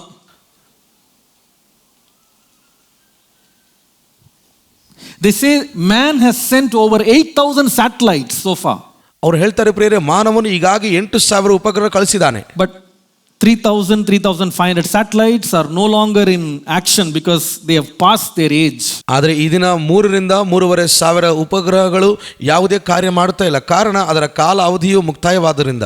So we have about 5000 satellites around us. ಹಾಗಾಗಿ ಈ ದಿನ ನಮ್ಮ ಸುತ್ತಲೂ ಕೂಡ ಅಂತರಿಕ್ಷದಲ್ಲಿ 5000 ಉಪಗ್ರಹಗಳಿವೆ. Now what is the function of these satellites? ಇದರ ಉಪಗ್ರಹಗಳ ಕಾರ್ಯ ಏನಾಗಿದೆ? It's a very recent invention, recent. ಇತ್ತೀಚೆಗಷ್ಟೇ ಇದನ್ನ ಆವಿಷ್ಕಾರ ಮಾಡಿದಂತ ಒಂದು ಸಂಗತಿಗಳಾಗಿದೆ ಪ್ರಿಯರೇ. They are used for 3 main reasons. ಇವುಗಳನ್ನು ಅವರು 3 ಮುಖ್ಯವಾದ ಕಾರಣಕ್ಕಾಗಿ ಉಪಯೋಗಿಸ್ತಾರೆ. Number 1, ಮೊದಲನೇದು for communication. ಸಂವಹನೆ, ಸಂಪರ್ಕಕ್ಕಾಗಿ. Communication. ಸಂವಹನೆಗಾಗಿ. Every time you pick up your cell phone, ಪ್ರತಿ ಬಾರಿ ನಿಮ್ಮ ಸೆಲ್ ಫೋನ್ ಅನ್ನು ತೆಗೆದುಕೊಳ್ಳುವಾಗ, and you call somebody, ಯಾರಿಗಾದ್ರೂ ಕರೆ ಮಾಡುವಾಗ, especially overseas, ವಿಶೇಷವಾಗಿ ನಿಮ್ಮ ಮೇಲ್ವಿಚಾರಣೆಯಲ್ಲಿ, without you knowing you are connected to the satellite somewhere. ನಿಮಗೆ ತಿಳಿಯಲಾರದ ಹಾಗೆಯೇ ನೀವು ಉಪಗ್ರಹಕ್ಕೆ ಸಂಪರ್ಕ ಹೊಂದಿದಂತವರಾಗಿರುತ್ತೀರಿ ಪ್ರಿಯರ ಆ ಸಮಯದಲ್ಲಿ. That's the first reason. So you are able to connect to anyone in any part of the world. ಅದು ಮೊದಲನೇ ಕಾರಣವಾಗಿರುತ್ತದೆ ಪ್ರಿಯರೇ. ಪ್ರಪಂಚದಾದ್ಯಂತ ಯಾವುದೇ ಭಾಗದಲ್ಲಿರುವ ವ್ಯಕ್ತಿಯನ್ನ ನೀವು ಈ ರೀತಿಯಾಗಿ ಸಂಪರ್ಕಿಸಬಹುದು. Number 2, ಎರಡನೇದು, the second function of the satellite is navigation. ಎರಡನೇ ಒಂದು ಕಾರ್ಯ ಉಪಗ್ರಹದು ಅದು ಮಾರ್ಗಸೂಚನೆ ಅಥವಾ ಸಂಚಾರಣೆ ಆಗಿರುತ್ತದೆ ಪ್ರಿಯರೇ. So every time you open an app and say I want to book a car in Ola or Uber or whatever, ಪ್ರತಿ ಬಾರಿ ನೀವು ಮೊಬೈಲಲ್ಲಿ ಆ್ಯಪನ್ನು ಓಪನ್ ಮಾಡಿ ನಾನು ಓಲಾ ಅಥವಾ ಯೂಬರ್ ಕಾರನ್ನು ನಾನು ವಾಹನವನ್ನು ಬುಕ್ ಮಾಡ್ಕೋಬೇಕಂತ ಇರುವುದಾದರೆ, ஓலா காரு ஊபர் காருன்னு புக் பண்ணுறீங்கள, when you say that it will say set current location. ನೀವು ಅದರಲ್ಲಿ ವೀಕ್ಷಿಸುವಾಗ ಅಲ್ಲಿ ಹೇಳ್ತದೆ ನೀವಿರುವಂಥ ನಿರ್ದಿಷ್ಟವಾದಂಥ ಸ್ಥಳವನ್ನು, ಆ ಪ್ರದೇಶವನ್ನು ಮೊಬೈಲಲ್ಲಿ ಆ ಆ್ಯಪಲ್ಲಿ ನಿಗದಿಪಡಿಸಿರಿ, ಸೇರಿಸಿರಿ ಅಂತ ಹೇಳ್ತದೆ. So you press, yeah, this is my current location, you press it. ನೀವು ಅದನ್ನು ಅಲ್ಲಿ ಒತ್ತುತ್ತೀರಿ, ನಾನು ಇಂಥ ಒಂದು ಪ್ರದೇಶದಲ್ಲಿ ಇದ್ದೇನೆ ಎಂದು. It will immediately say 5 drivers are around you, so many minutes away, so many minutes away. ಆ ಆ್ಯಪಲ್ಲಿ ಹೇಳ್ತದೆ 5 ಜನ ಚಾಲಕರು ನಿಮಗಾಗಿ ಯೂಬರ್ ವಾಹನದಲ್ಲಿ ನಿಮಗಾಗಿ ಕಾದುಕೊಂಡಿದ್ದಾರೆ ಈತ ನಿಮಿಷದಲ್ಲಿ. And then you press book. ನೀವು ಅಲ್ಲಿ ಒತ್ತುತ್ತೀರಿ ಬುಕ್ ಎಂಬ ಒಂದು ಬಟನ್ ಅನ್ನು. When you book it, ನೀವು ಅದನ್ನು ಬುಕ್ ಅಂತ ಹೇಳುವಾಗ, the driver who does not know you, he has never been to this area, perfectly comes and arrives on your doorstep. ಆ ವಾಹನ ಚಾಲಕನು ನಿಮ್ಮ ಒಂದು ವಿಳಾಸ ನೀವು ಯಾರೋ ಗೊತ್ತಿಲ್ಲ, ಹಾಗಾಗಿ ಅವನು ನೇರವಾಗಿ ಆ ಮಾರ್ಗದರ್ಶನದ ಮೂಲಕವಾಗಿ ನೀವಿರುವಂಥ ಸ್ಥಳದಲ್ಲಿ ಬಂದು ನಿಮ್ಮ ಮನೆ ಮುಂದೆ ನಿಲ್ತಾನೆ. And you can actually see him driving to your house. ನೀವು ಆತನ ನೋಡಬಹುದು, ನೇರವಾಗಿ ನಿಮ್ಮ ಮನೆಗೆ ಆತನ ತಲುಪಿಸುವಂತ ಆತನ ವಾಹನದ ಒಂದು ಗುರುತನ್ನ. How are you able to see this? ಅದು ಹೇಗೆ ಸಾಧ್ಯ? This is called the navigation satellite. ಇದುವೇ ಮಾರ್ಗ ಸೂಚಿಸುವಂತಹ ಉಪಗ್ರಹ ಅಂತ ಕರೀತಾರೆ. That means ಅದರ ಅರ್ಥ, every time you want to pinpoint your location, ಪ್ರತಿ ಬಾರಿ ನಿಮ್ಮ ಆ ಒಂದು ಕಾರ್ಯವು 3 ಸ್ಯಾಟಲೈಟ್ಗಳು ಅಥವಾ 3 ಉಪಗ್ರಹದಿಂದ ಅದು ಕಾರ್ಯ ಮಾಡುತ್ತದೆ. 3 satellites at the same time. A stranger can see where you are. ನೋಡ್ರಿ, ಒಬ್ಬ ಅನಾಮಿಕನು ಸಹ ನೀವು ಎಲ್ಲಿದ್ದೀರಿ ಎಂಬುದಾಗಿ ತಿಳ್ಕೊಳ್ಳಬಹುದು, ನೀವು ಎಲ್ಲಿದ್ದೀರಿ ಎಂಬುದಾಗಿ ಆತನ ಅರ್ಥ ಮಾಡಿಕೊಳ್ಳಬಹುದು. The third one is the observation satellite. ಮೂರನೇದು ಗಮನಿಸುವಂತಹ ಒಂದು ಉಪಗ್ರಹ. What is this? ಅದೇನು?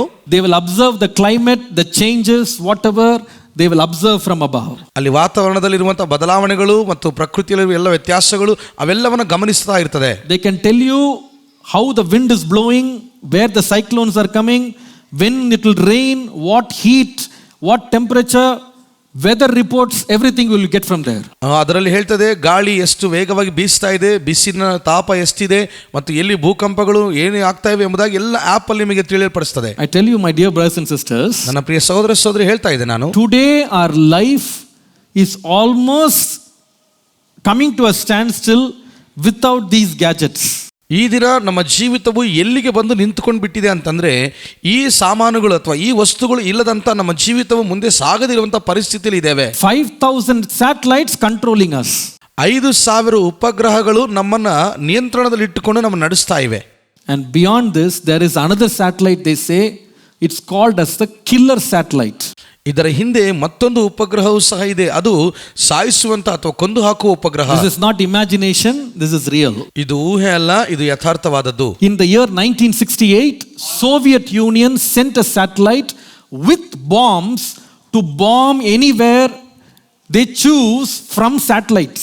1968ನೇ ಇಸ್ವಿಯಲ್ಲಿ ಸೋವಿಯತ್ ಎಂಬುದಾಗಿರುವಂತಹ ಒಬ್ಬ ವ್ಯಕ್ತಿಯು ಆತನು ಬಾಂಬ್ಗಳನ್ನು ಸಮೇತವಾಗಿ ಒಂದು ಉಪಗ್ರಹನ ಕಳುಹಿಸಿದ. ಆ ಉಪಗ್ರಹದ ಮೂಲಕವಾಗಿ ದಾಳಿ ಮಾಡಲು, ಯುದ್ಧ ನಡೆಸಲು ಭೂಮಿಯ ಮೇಲೆ. They were planning to take nuclear bombs to satellites.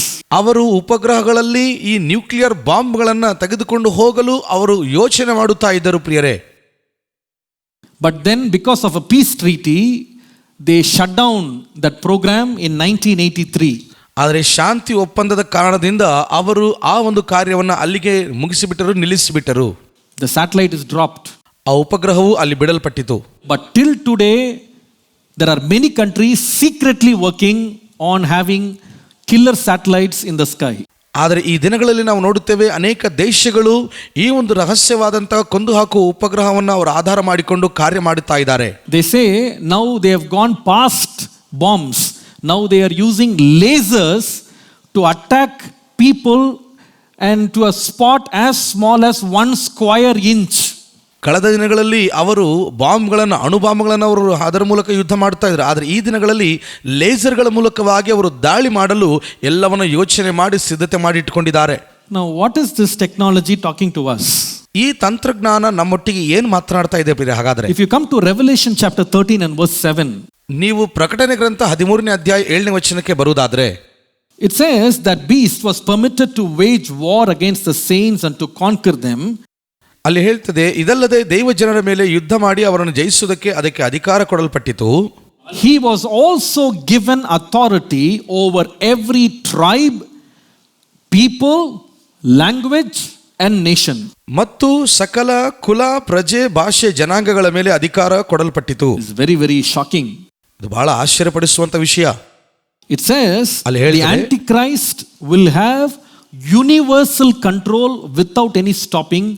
He can control any person, any country, any part of the world. ಅಲ್ಲಿ ಈಗ ಹೇಳ್ತದೆ ಪ್ರಿಯರೇ, ಪ್ರಪಂಚದಾದ್ಯಂತ ಅಂತ್ಯಕ್ರಿಸ್ತನಿಗೆ ಎಲ್ಲದರ ಮೇಲೆ ಅಧಿಕಾರವು ಕೊಡಲ್ಪಡುತ್ತದೆ, ಎಲ್ಲವನ್ನ ನಿಯಂತ್ರಿಸಬಲ್ಲನು ಎಂಬುದಾಗಿ ಹೇಳ್ತಾ ಇದೆ. And that is possible only through satellite technology. ಅದು ಸಾಧ್ಯ ಹೇಗೆ ಅಂತಂದ್ರೆ ಕೇವಲ ಈ ಉಪಗ್ರಹದ ಅದರ ಮೂಲಕವೇ ಅದಕ್ಕೆ ಸಾಧ್ಯವಾಗುತ್ತದೆ. The Bible says he will do it from one small place, he will control the whole world. Bible ಹೇಳ್ತದೆ, ಅವನು ಒಂದು ಸ್ಥಳದಲ್ಲಿ ನಿಂತುಕೊಂಡವನಾಗಿ ಇಡೀ ಜಗತ್ತನ್ನ, ಇಡೀ ಪ್ರಪಂಚವನ್ನು ನಿಯಂತ್ರಿಸಬಲ್ಲಷ್ಟು ಶಕ್ತಿ ಅವನಿಗೆ ಕೊಡಲ್ಪಡುತ್ತದೆ. Very shocking. ಬಹಳ ಆಶ್ಚರ್ಯಪಡಿಸುವಂತ ವಿಷಯ. Number 6. ಆರನೇದು, The sixth scientific discovery, invention that startles us in the last days is what I would call virtual reality or augmented reality. ಆರನೇ ಒಂದು ಸೂಚನೆ ಅಥವಾ ಆರನೇ ಒಂದು ಸಂಗತಿ ಪ್ರಿಯರೇ, ಕಡೆ ದಿವಸಗಳಲ್ಲಿ ವೈಜ್ಞಾನಿಕವಾಗಿ ಆವಿಷ್ಕಾರ ಹೊಂದುವಂತ ಒಂದು ವಿಷಯ ಏನಂತಂದ್ರೆ ಅದು ಮಿಥ್ಯ ವಾಸ್ತವವಾಗಿರುತ್ತದೆ. ಅಂದ್ರೆ ಸಂಗತಿಗಳು ಮಿಥ್ಯ ವಾಸ್ತವವಾಗಿರುತ್ತವೆ. This is very, very interesting technology. ಅಂದ್ರೆ ಇದು ಬಹಳ ಆಸಕ್ತಕರವಾದಂತಹ ತಂತ್ರಜ್ಞಾನ. This is a technology where certain things don't exist in the reality, but they will be in the virtual world, imaginary world. ಇದು ಎಂತಹ ಒಂದು ತಂತ್ರಜ್ಞಾನ ಅಂತಂದ್ರೆ ಪ್ರಿಯರೇ, ನಮಗೆ ಕಾಣಿಸುವಂತಹ ಈ ಲೋಕದಲ್ಲಿ ಆ ಸಂಗತಿಗಳು ಕಾಣುವುದಿಲ್ಲ, ಬದಲಾಗಿ ಅದು ಊಹಾ ಲೋಕದಲ್ಲಿ ಕಾಣಿಸುವಂತದ್ದು. Now I want you to look at this picture. ಈಗ ನೀವು ಈ ದೃಶ್ಯವನ್ನು ನೋಡಿ. You look at this man wearing a glass. It's called the VR glass. It's called the virtual reality googles. ನೀವು ಈ ವ್ಯಕ್ತಿಯನ್ನು ನೋಡಿ, ಈತನು VR ಕನ್ನಡಕವನ್ನು ಹಾಕಿಕೊಂಡಿದ್ದಾನೆ. The moment he wears that, ಯಾವ ಕ್ಷಣ ಆತನು ಈ ಕನ್ನಡಕ ಧರಿಸಿಕೊಳ್ತಾನೋ, he can see what you are seeing on the other side. He can see a new world. ನೀವು ನೋಡುವಂತಹ ರೀತಿಯಲ್ಲಿ ಅಲ್ಲದೆ ಆತನು ನೂತನವಾದ ಪ್ರಪಂಚವನ್ನು ಆತನು ಕಾಣುತ್ತಾನೆ. ಅಲ್ಲಿ He can turn around 360 degrees. ಆತನು ಸುತ್ತ ಕೂಡ 360 ಡಿಗ್ರಿ ಆತನು ತಿರುಗಿ ನೋಡಬಹುದು. He can look down, he can look up. ಆತನ ಕೆಳಗೆ ಮೇಲೆ ಸಹ ನೋಡಬಹುದು. Everywhere it will be exactly what his eyes will see. ಎಲ್ಲವೂ ಕೂಡ ನಿಶ್ಚಿತವಾಗಿ ಆತನ ಕಣ್ಣು ಏನು ನೋಡ್ತಾ ಇದೆ ಅದು ನೋಡ್ತಿರ್ತದೆ. In a click of a button, ಒಂದು button ಒತ್ತುವುದರೊಳಗಾಗಿ he can turn his environment into a new environment. ಆತನ ಸುತ್ತಲಿರುವಂತಹ ಆ ಒಂದು ವಾತಾವರಣವು ಮತ್ತೊಂದು ನೂತನವಾದ ವಾತಾವರಣವಾಗಿ ಮಾರ್ಪಡುತ್ತದೆ. That means ಅದರ ಅರ್ಥ he can be in his living room, ಆತನ ತನ್ನ ವಾಸ ಮಾಡುವ ಮನೆಯಲ್ಲಿ ಇರಬಹುದು, put on the VR glass, VR glass ಅನ್ನು ಹಾಕೊಂಡಾಗ, and he can switch on a tennis match. ಆತನು ಟೆನ್ನಿಸ್ ಮ್ಯಾಚ್ ಅನ್ನು ವೀಕ್ಷಿಸಲು ಸ್ವಿಚ್ ಆನ್ ಮಾಡಿದಾಗ immediately a stadium will come. ತಕ್ಷಣವೇ ಒಂದು ಆತನ ಮುಂದೆ ಆಟದ ಮೈದಾನ ಕಾಣಿಸ್ತಾ ಇರ್ತದೆ. He will play just as a player will play in a tennis match. ಆ ಟೆನ್ನಿಸ್ ಮ್ಯಾಚ್ ಅಲ್ಲಿ ಆಟವಾಡುವಂತ ವ್ಯಕ್ತಿ ಹೇಗೆ ಆಡುತ್ತಿರ್ತಾನೋ ಅವನು ಸಹ ಆಡಬಹುದು. He will feel he is there inside that. ಅವನಿಗೆ ಅನಿಸುತ್ತದೆ ಅವನು ಒಳಗಡೆ ಮೈದಾನದ ಒಳಗಡಿದಾನೆಂದಾಗಿ. Now the moment he removes his glass, ಯಾವ ಕ್ಷಣ ಆತನ ಕನ್ನಡಕ ತೆಗೆದು ಬಿಡ್ತಾನೋ ಅದನ್ನ, he can see the real world. ಆತನ ನಿಜವಾದ ಲೋಕವನ್ನು ಕಾಣಬಹುದು. But this is becoming old. Now a new technology is coming in. ಇದು ಹಳೇದಾಗಿದೆ ಪ್ರಿಯರೇ, ಆದರೆ ಈಗ ನೂತನವಾದ ತಂತ್ರಜ್ಞಾನ ಬರ್ತಾ ಇದೆ ಇತ್ತೀಚೆಗೆ. What is that? ಅದೇನು? It is called augmented reality. ಅದನ್ನ ಮಿಥ್ಯ ವಾಸ್ತವ್ಯ ಸಂಗತಿ ಎಂದು ಕರೆಯುತ್ತಾರೆ. What is that? ಅದೇನು? They have this AR glass. ಅದಕ್ಕೆ ಈ AR ಗ್ಲಾಸ್ ಇರ್ತವೆ. It is not fully closed. ಅದು ಪೂರ್ತಿಯಾಗಿ ಮುಚ್ಚಲ್ಪಡೋದಿಲ್ಲ. You can actually see everything outside. ನೀವು ಹೊರಗಡೆ ಎಲ್ಲವನ್ನ ಕಾಣ್ತಾ ಇರಬಹುದು ನಿಜವಾಗ್ಲೂ. But you can actually augment, you can add something to what is not there in that place. ನೀವು ಆ ಒಂದು ಗ್ಲಾಸ್ ಅನ್ನು ಧರಿಸಿಕೊಂಡಾಗ, ಕನ್ನಡಕನ ಧರಿಸಿಕೊಂಡಾಗ ಅಲ್ಲಿ ಇಲ್ಲದೇ ಇರುವಂತಹ ಸಂಗತಿಗಳನ್ನು ಸಹ ನೀವು ಸೇಕರಣೆ ಮಾಡಿ ಕಲೆ ಹಾಕಿ ನೀವು ವೀಕ್ಷಿಸಬಹುದು ಪ್ರಿಯರೇ. For example, look at this picture. ಉದಾಹರಣೆಗೆ ಈ ದೃಶ್ಯವನ್ನು ನೀವು ನೋಡಿ. Now this is the iPad that you see. I can only see the iPad.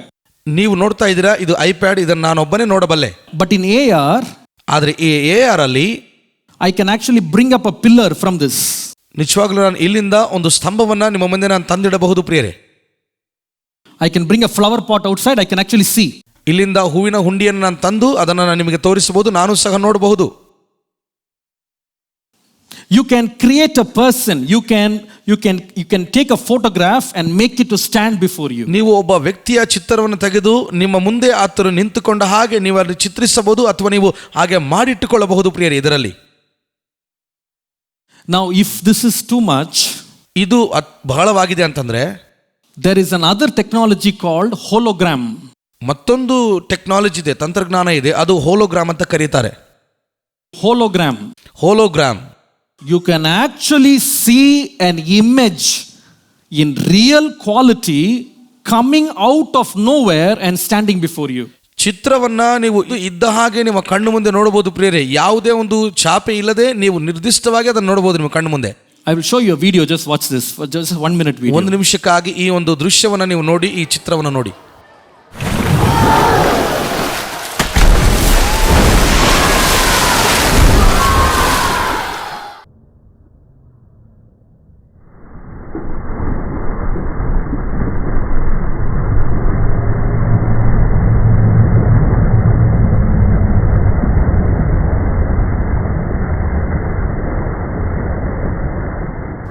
Did you see what is there? ನೀವು ನೋಡ್ತಾ ಇದ್ದೀರಾ ಅಲ್ಲಿ ಏನಿದೆ ಎಂದು? Just flat floor. ಒಂದು ನೆಲ, ಸಮವಾದ ನೆಲ. People are sitting there. ಜನರಲ್ಲಿ ಕೂತಿದ್ದಾರೆ. Suddenly out of the floor a huge whale is rising up with the water, splashing water and then going off. ಅಕಸ್ಮಾತಾಗಿ ದೊಡ್ಡ ಮೀನು ತ್ರಿಮಿಂಗಲವು ಆ ನೀರಿನೊಳಗಿಂದ ಅಥವಾ ನೆಲದಿಂದ ಅದು ಮೇಲಕ್ಕೆ ಚಿಮ್ಮುತ್ತಾ ಇದೆ ಅಥವಾ ಮೇಲೆ ಜಿಗಿತಾ ಇದೆ. No screen, nothing. ಯಾವುದೇ ತೆರೆ ಇಲ್ಲ, ಏನಿಲ್ಲ ಅಲ್ಲಿ. You can see the reaction of the people when it comes out. ಅದು ಹೊರಗೆ ಬರುವಾಗ ಜನರ ಒಂದು ಪ್ರತಿಕ್ರಿಯೆಯನ್ನು ನೀವು ನೋಡಿ ಪ್ರಿಯರೇ, ಎಷ್ಟು ಭಯಾನಕವಾಗಿದೆ ಎಂದು. They just go surprised. What is this coming out of nowhere? ಅವರು ಆಶ್ಚರ್ಯಚಕಿತರಾಗ್ತಾರೆ, ಏನಾಗಿದೆ ಇದು, ಎಲ್ಲಿಂದ ಇಲ್ಲಿ ಬರ್ತಾ ಇದೆ ಎಂದು. I saw in a video. ನಾನೊಂದು ವಿಡಿಯೋ ನೋಡಿದೆ. A pastor is in a church. ಒಬ್ಬ pastor ಸಭೆಯಲ್ಲಿದ್ದಾರೆ. He is preaching in one church. ಆತನು ಒಂದು ಸಭೆಯಲ್ಲಿ ಪ್ರಸಂಗ ಮಾಡುತ್ತಿದ್ದಾನೆ. And there's another church which is a satellite church. There's another church, he is not coming there. ಇನ್ನೊಂದು ಸಭೆ ಇದೆ ಪ್ರಿಯರೇ, ಆತನು ಅಲ್ಲಿಗೆ ಬರೋದಿಲ್ಲ, ಆದರೆ ಅಲ್ಲಿ ಒಂದು ಸ್ಯಾಟಲೈಟ್ ಇದೆ, ಉಪಗ್ರಹ. So there is a pulpit. ಅಲ್ಲಿ ಒಂದು ಪುಲ್ಪಿಟ್ ಇದೆ. And there's a music team that is coming and playing and they are leading in worship. ಒಂದು ಸಂಗೀತದ ವೃಂದ ಬಂದು ಅವರು ಹಾಡು ನುಡಿಸ್ತಾರೆ. After the worship is over, ಆರಾಧನೆ ಆದಮೇಲೆ now they say the pastor will come and preach. ಈಗ ಅವರು ಹೇಳ್ತಾರೆ ಪಾಸ್ಟರ್ ಬಂದು ವಾಕ್ಯ ಸಂದೇಶ ಕೊಡುತ್ತಾರೆಂದು. Now the pastor will not come through the door. ಆದರೆ ಪಾಸ್ಟರು ದ್ವಾರದಿಂದ ಆತನ ಒಳಗೆ ಪ್ರವೇಶಿಸಿ ಬರೋದಿಲ್ಲ. He just appears just like that. ಆತನು ಸುಮ್ಮನೆ ಹಾಗೆ ಪ್ರತ್ಯಕ್ಷನಾಗುತ್ತಾನೆ ಪ್ರಿಯರೇ ವೇದಿಕೆ ಮೇಲೆ. He looks as a real person. ಆತನು ಅಲ್ಲಿ ನಿಜವಾದ ವ್ಯಕ್ತಿಯಾಗಿದ್ದಾನೆ ಎಂಬುದಾಗಿ ಕಾಣಿಸ್ತದೆ. He is not here. He is miles away in another church. He is preaching. ಆತನು ಆ ವೇದಿಕೆ ಮೇಲೆ ಇಲ್ಲ, ಆತನು 100 ಮೈಲ್ಗಳ ದೂರದಲ್ಲಿ ಎಲ್ಲೋ ಪ್ರಸಂಗ ಮಾಡ್ತಿದ್ದಾನೆ. But that video is shown live. ಆದರೆ ಆ ದೃಶ್ಯವು ನೇರ ಪ್ರಸಾರವಾಗಿ ಅಲ್ಲಿ ಕಾಣಿಸಲ್ಪಡ್ತದೆ, ತೋರಿಸಲ್ಪಡ್ತದೆ. But no background, nothing. ಹಿನ್ನೆಲೆ ತೆರೆ ಏನು ಇರೋದಿಲ್ಲ. ಆತನು ಬಂದು ಪ್ರಸಂಗ ಮಾಡಿ, ಆತನು ಮಾತನಾಡಿ, ಆತನು ಮರೆಯಾಗ್ಬಿಡ್ತಾನೆ.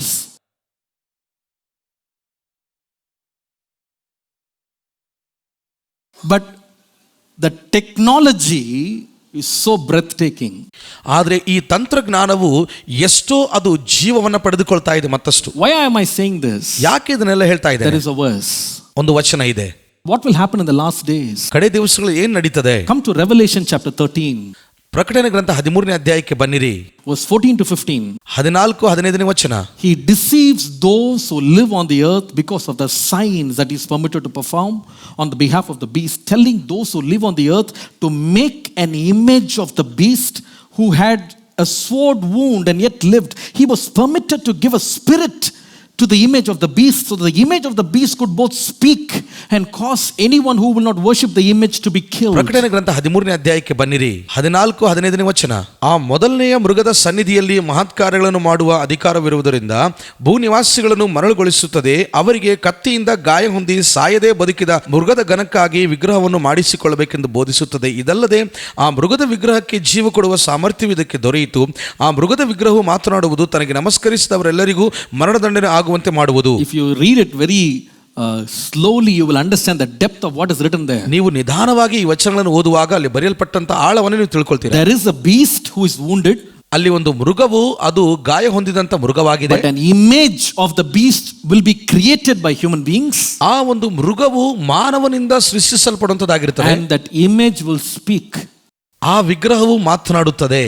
And by seeing that, ಅದನ್ನು ನೋಡುವುದರಿಂದ many people will be deceived. ಅನೇಕ ಜನರು ಮೋಸಕ್ಕೆ ಒಳಗಾಗುತ್ತಾರೆ. They will fall down and worship that image.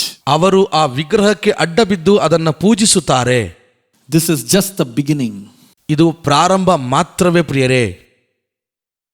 When the last days finally arrive, ಕಡೇ ದಿವಸ ಅದು ಶೀಘ್ರವಾಗಿ ಬಂದು ಇಳಿದಾಗ it will look nothing different from the real one. ಪ್ರಿಯರೇ, ಅದು ಹೇಗೆ ಕಾಣಿಸುತ್ತದೆ ಅಂತಂದ್ರೆ ನಕಲು ಮತ್ತು ಯಥಾರ್ಥವಾಗಿರುವಂಥದ್ದಕ್ಕೆ ಯಾವುದೇ ವ್ಯತ್ಯಾಸವಿಲ್ಲದೆ ಒಂದೇ ರೀತಿಯಾಗಿ ಕಾಣಿಸುತ್ತದೆ. ಅಲ್ಲಿ We are in the last days. ನಾವು ಕೊನೆಯ ದಿವಸಗಳಲ್ಲಿದ್ದೇವೆ. The last significant scientific invention that is pointing fingers towards the last days. ಕೊನೆಯ ಮಹತ್ವದ ವೈಜ್ಞಾನಿಕ ಆವಿಷ್ಕಾರ ಅದೇನಂತಂದ್ರೆ ಪ್ರಿಯರೇ, ಕಡೇ ದಿವಸವನ್ನು ಸೂಚಿಸುತ್ತಿರುವಂತ ಒಂದು ವಿಷಯವಾಗಿದೆ. I call this the microchip invention. ಇದನ್ನು ನಾನು ಮೈಕ್ರೋಚಿಪ್ ಆವಿಷ್ಕಾರ. What is microchip? ಮೈಕ್ರೋಚಿಪ್ ಅಂದ್ರೆ ಏನು? Now earlier computers were the size of huge rooms. They were very very big machines. ಪ್ರಾರಂಭ ದಿನಗಳಲ್ಲಿ ಕಂಪ್ಯೂಟರ್ಗಳು ಅದು ದೊಡ್ಡ ಕೊಠಡಿಯಲ್ಲಿ ಇರಿಸಲಾದಂತ ದೊಡ್ಡ ಯಂತ್ರಗಳಾಗಿದ್ದವು. Now there was this man who discovered the microchip. ಇಲ್ಲಿ ಒಬ್ಬ ವ್ಯಕ್ತಿ, ಆತನು ಮೈಕ್ರೋಚಿಪ್ ಅನ್ನು ಕಂಡುಹಿಡಿದಂತ ವ್ಯಕ್ತಿ. He tried to compress that entire huge machine computers into a palm sized small chip. He brought the whole thing there. ಆ ವ್ಯಕ್ತಿಯು ಆ ದೊಡ್ಡದಾಗಿರುವಂತಹ computer ಯಂತ್ರವನ್ನ ತನ್ನ ಕೈಯಲ್ಲಿ ಹಿಡಿಯುವಷ್ಟು ಚಿಕ್ಕದಾಗಿ ಒಂದು ವಸ್ತುವಾಗಿ ಮಾಡಿಕೊಳ್ಳಲು ಅದನ್ನು ಸಂಕುಚಿತಗೊಳಿಸಿದ. Now that is why we have a computer sitting on our desk, not in a full room. ಹಾಗಾಗಿ ನಾವು ನೋಡುತ್ತೇವೆ ಕಂಪ್ಯೂಟರ್ ಇನ್ನು ದೊಡ್ಡ ಕೊಠಡಿಯಲ್ಲಿ ಇಲ್ಲದೆ ನಮ್ಮ ಒಂದು ಮೇಜಿನ ಮೇಲೆ ನಾವು ಇಟ್ಟುಕೊಳ್ಳಬಹುದು ಪ್ರಿಯರೇ. ಆ ರೀತಿಯಾಗಿ ಆಗಿದೆ. Now that computer is not even in the desk, it's a small pocket device now. ಈಗ ಆ ಕಂಪ್ಯೂಟರ್ ಯಂತ್ರವು ಅದು ಮೇಜಿನ ಮೇಲೆ ಅಲ್ಲದೆ ಪಾಕೆಟ್ ಅಲ್ಲಿ, ಜೇಬಲ್ಲಿ ಇದೆ ಈಗ. Now I'll show you how small it has become. ನಾನೀಗ ತೋರಿಸ್ತೇನೆ ಅದು ಮತ್ತಷ್ಟು ಚಿಕ್ಕದಾಗಿ ಹೇಗೆ ಮಾರ್ಪಟ್ಟಿದೆ ಎಂಬುದಾಗಿ. Look at this picture. ಈ ಒಂದು ದೃಶ್ಯವನ್ನು ನೋಡಿ. Do you see that? ನೀವು ಅದನ್ನು ನೋಡ್ತಾ ಇದ್ದೀರಾ? The size of a rice grain. ನೋಡ್ರಿ, ಈ ಅಕ್ಕಿ ಕಾಳು ಎಷ್ಟಿದೆಯೋ ಅಷ್ಟರ ಒಂದು ಅಳತೆ ಇರುವಂತದ್ದು. That's a microchip. ಅದು microchip ಅಷ್ಟಿರ್ತದೆ. Now what do they do with this? ಅವರು ಇದರಿಂದ ಏನ್ ಮಾಡುತ್ತಾರೆ ಹಾಗಾದರೆ? In this small tiny grain like microchip, ಇದು ಒಂದು ಹಚ್ಚು ಹಸಿರಾಗಿರುವಂತ ಅಕ್ಕಿ ಕಾಳಿನಷ್ಟಂತಿರುವಂತಹ ಈ ಮೈಕ್ರೋಚಿಪ್ ಅನ್ನ your whole life data can be downloaded. ನಿಮ್ಮ ಇಡೀ ಜೀವಿತದ ಒಂದು ಸಮಾಚಾರವನ್ನ ಇದರಲ್ಲಿ ಅಡಗಿಸಬಹುದು. Your passport, your bank accounts, your credit cards, your debit cards, your voter ID, your ration card, your medical history, whatever you want, just loaded into that small thing.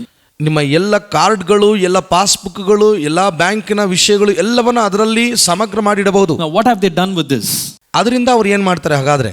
I think in the country of Norway, if I'm not wrong, ನಾನು ತಪ್ಪಾಗಿ ಹೇಳ್ದ ಅಂದ್ರೆ Norway ದೇಶದಲ್ಲಿ 3,000 people have been injected with this microchip in their hands. 3,000 ಜನರು ಅವರ ಶರೀರದಲ್ಲಿ ಅಂದ್ರೆ ಅವರ ಕೈಗಳಲ್ಲಿ ಈ ಒಂದು ಮೈಕ್ರೋಚಿಪ್ ಅನ್ನು ಅವರು ಹಾಕಿಕೊಂಡಿದ್ದಾರೆ.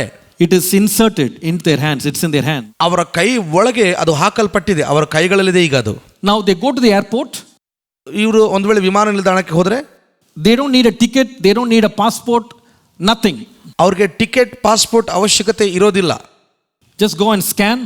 ಅವ್ರು ಹೋಗಿ ಕೈಯನ್ನು ಸ್ಕ್ಯಾನ್ ಮಾಡ್ತಾರೆ. Everything will just pop up. ಎಲ್ಲ ಮಾಹಿತಿ ಅವರಿಗೆ ಬರ್ತದೆ. They go to a shop.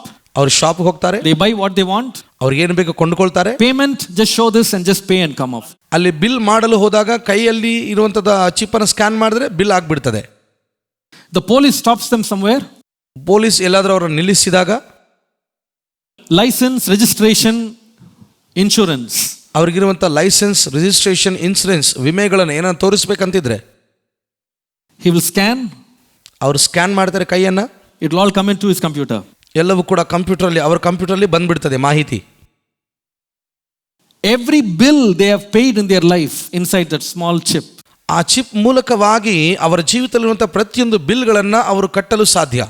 Their entire travel history, wherever they stayed, where they were, everything recorded real time. ಅವರ ಜೀವಿತದಲ್ಲಿ ಎಲ್ಲಾ ಕಡೆ ಪ್ರಯಾಣ ಮಾಡಿದಂತೆ ಎಲ್ಲ ಪ್ರವಾಸ ಎಲ್ಲವನ್ನ ಅಲ್ಲಿ ಮಾಹಿತಿ ಕೊಡುತ್ತದೆ. They are admitted in a hospital in an emergency.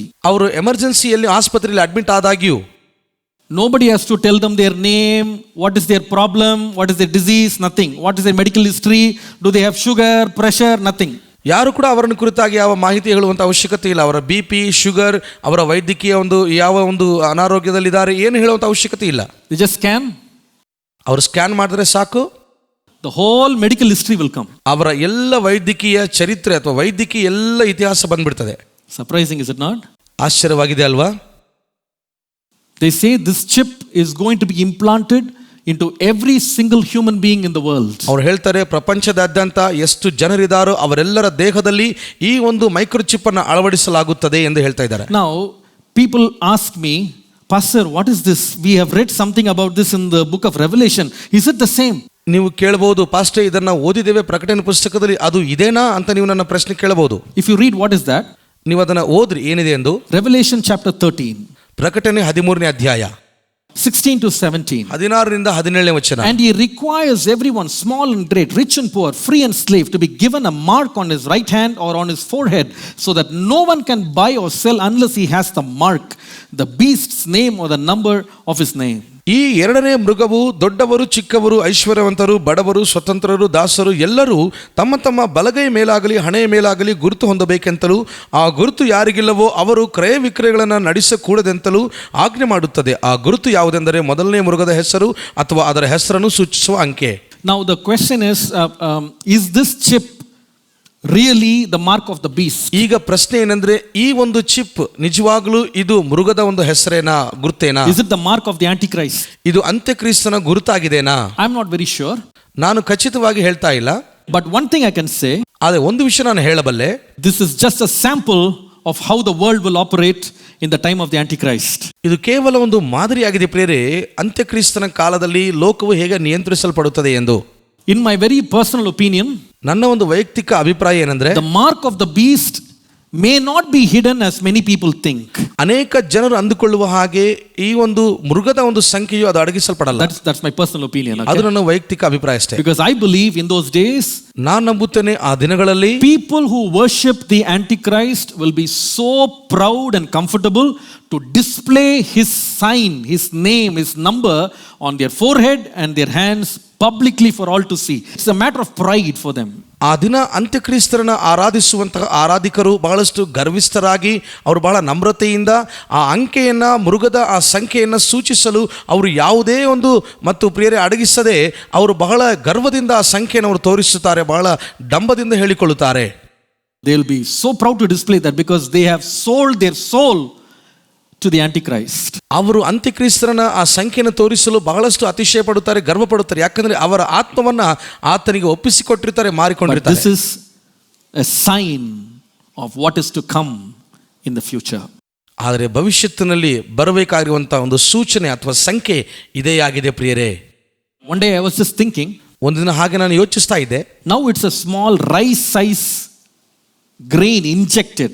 ಈಗ ಪ್ರಸ್ತುತ ಅದು ಚಿಕ್ಕ ಅಕ್ಕಿ ಕಾಳಷ್ಟು ಇರುವಂತದ್ದನ್ನು ಆ ಚಿಪ್ಪನ್ನು ಒಳಗಡೆ ಹಾಕ್ತಿದ್ದಾರೆ. Someday it will be like a small paste that is applied on your skin.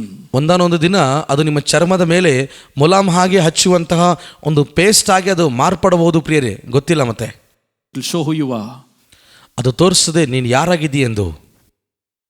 When I went to Singapore, ನಾನು ಸಿಂಗಪೂರ್ಗೆ ಹೋದಾಗ, when we went to this place with our children, ನಮ್ಮ ಮಕ್ಕಳೊಂದಿಗೆ ನಾವು ಆ ಸ್ಥಳಕ್ಕೆ ಹೋದಾಗ, here when we go into Queensland and all, they give you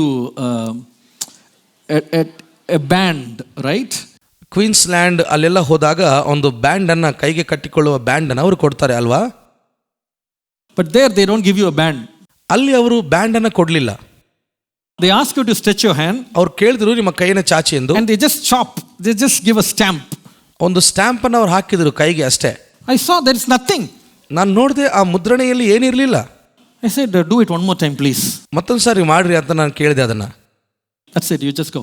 ಅವರು ಹೇಳಿದ್ರು, ಇಲ್ಲ ಸುಮ್ಮನೆ ಹೋಗ್ರಿ ಅಷ್ಟೇ. ಇನ್ನ What is this? ಅದೇನು? When we go out they give that and I wanted to come back again. ನಾನು ಮತ್ತೆ ಹೊರಗೆ ಹೋಗಿ ಮತ್ತೆ ನಾನು ಬರಲು ಇಷ್ಟಪಟ್ಟೆ. Before they allowed me inside, ನನ್ನ ಒಳಗಡೆ ಅವರು ಪ್ರವೇಶಿಸೋದಕ್ಕಿಂತ ಮುಂಚೆ they asked me to show my hand under this light. ಅವರು ನನ್ನ ಕೈಯನ್ನ ಈ ಬೆಳಕಿನ ಕೆಳಗೆ ಲೈಟ್ ಕೆಳಗೆ ತೋರಿಸಿ ಅಂತ ಕೇಳಿದ್ರು. When I put my hand under that light, ನನ್ನ ಕೈಯನ್ನ ಲೈಟ್ ಕೆಳಗೆ ಇಟ್ಟಾಗ immediately that seal was seen on my hand. ಆ ಸೀಲ್ ಹಾಕಿದಂಥದ್ದು ನನ್ನ ಕೈಯಲ್ಲಿ ಕಾಣಲ್ಪಟ್ಟಿತು. I was so shocked. ನಾನು ಬಹಳ ಆಶ್ಚರ್ಯಚಕಿತನಾದೆ. Then immediately it came to my mind. ನನ್ನ ಮನಸ್ಸಿಗೆ ಮತ್ತೆ ಆಗ್ಲೇ ಬಂತು ತಕ್ಷಣ, Maybe this is how the mark of the beast will be. ಒಂದು ವೇಳೆ ಈ ಒಂದು ಮೃಗದ ಅಂಕಿ ಅಥವಾ ಮೃಗದ ಒಂದು ಗುರುತು ಹೀಗೆ ಇರ್ತದೇನೋ. Whatever it is, ಅದು ಏನೇ ಆಗಿದ್ದರೂ ಸಹ we are pushing towards the end times. ನಾವು ಅಂತ್ಯ ದಿನಕ್ಕೆ ಮುಂದೆ ಸಾಗುತ್ತಾ ಇದ್ದೇವೆ. Hallelujah. Hallelujah. The fifth sign that we are talking today is the explosion of information and knowledge. ಈ ದಿನ ನಾವು 5ನೇ ಸೂಚನೆ ಕುರಿತಾಗಿ ಮಾತನಾಡ್ತಿದ್ದೆವು ಪ್ರಿಯರೇ. ಅದು ಏನಂದ್ರೆ ಸಮಾಚಾರ ಸುದ್ದಿಯನ್ನ ಹರಡಿಸುವಂತ ಒಂದು ಸ್ಫೋಟಕವಾದ ವಿಷಯ. I want to add just 3 more points and I'm going to close very quickly. ನಾನು ಮತ್ತೊಂದು 3 ಪಾಯಿಂಟ್ಗಳನ್ನು ಹೇಳಿ ನಾನು ಮುಗಿಸಿಬಿಡ್ತೇನೆ ಬೇಗನೆ. What is it? ಅದೇನು? How will the knowledge of the last days be? ಕಡೆ ದಿವಸಗಳಲ್ಲಿ ಜ್ಞಾನ ತಿಳುವಳಿಕೆಯು ಹೇಗೆ ಇರಲಿಕ್ಕಿದೆ? 3 thoughts. 3 ಆಲೋಚನೆಗಳು. Number 1, ಮೊದಲನೇದು, it will be a conceited knowledge.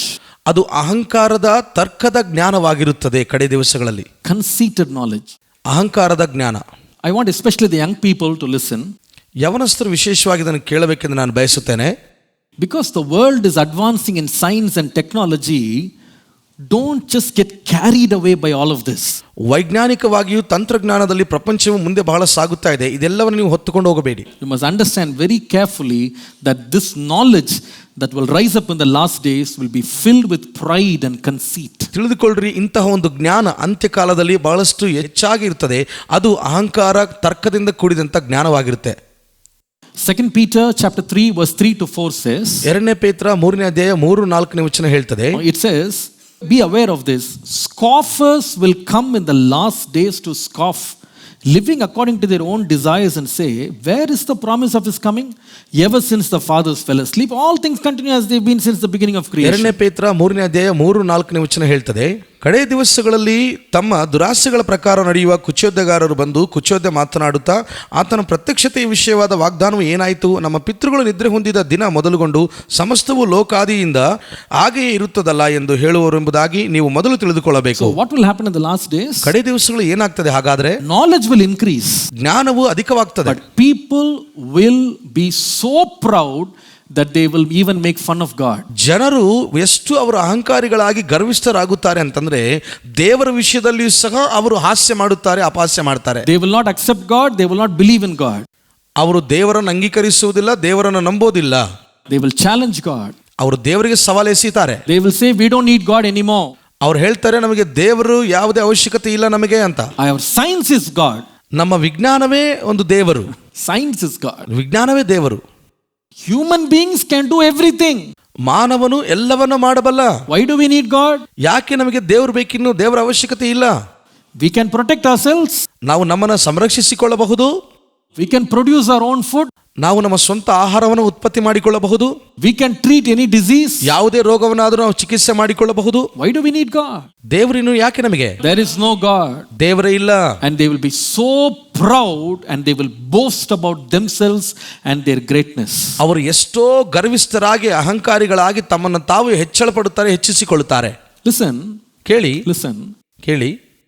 From 1901 to 2000, 1901ನೇ ಇಸ್ವಿಯಿಂದ 2000 ಇಸ್ವಿವರೆಗೂ, in these 100 years, ಈ 100 ವರ್ಷಗಳ ಅವಧಿಯಲ್ಲಿ there were 654 Nobel prizes that were given.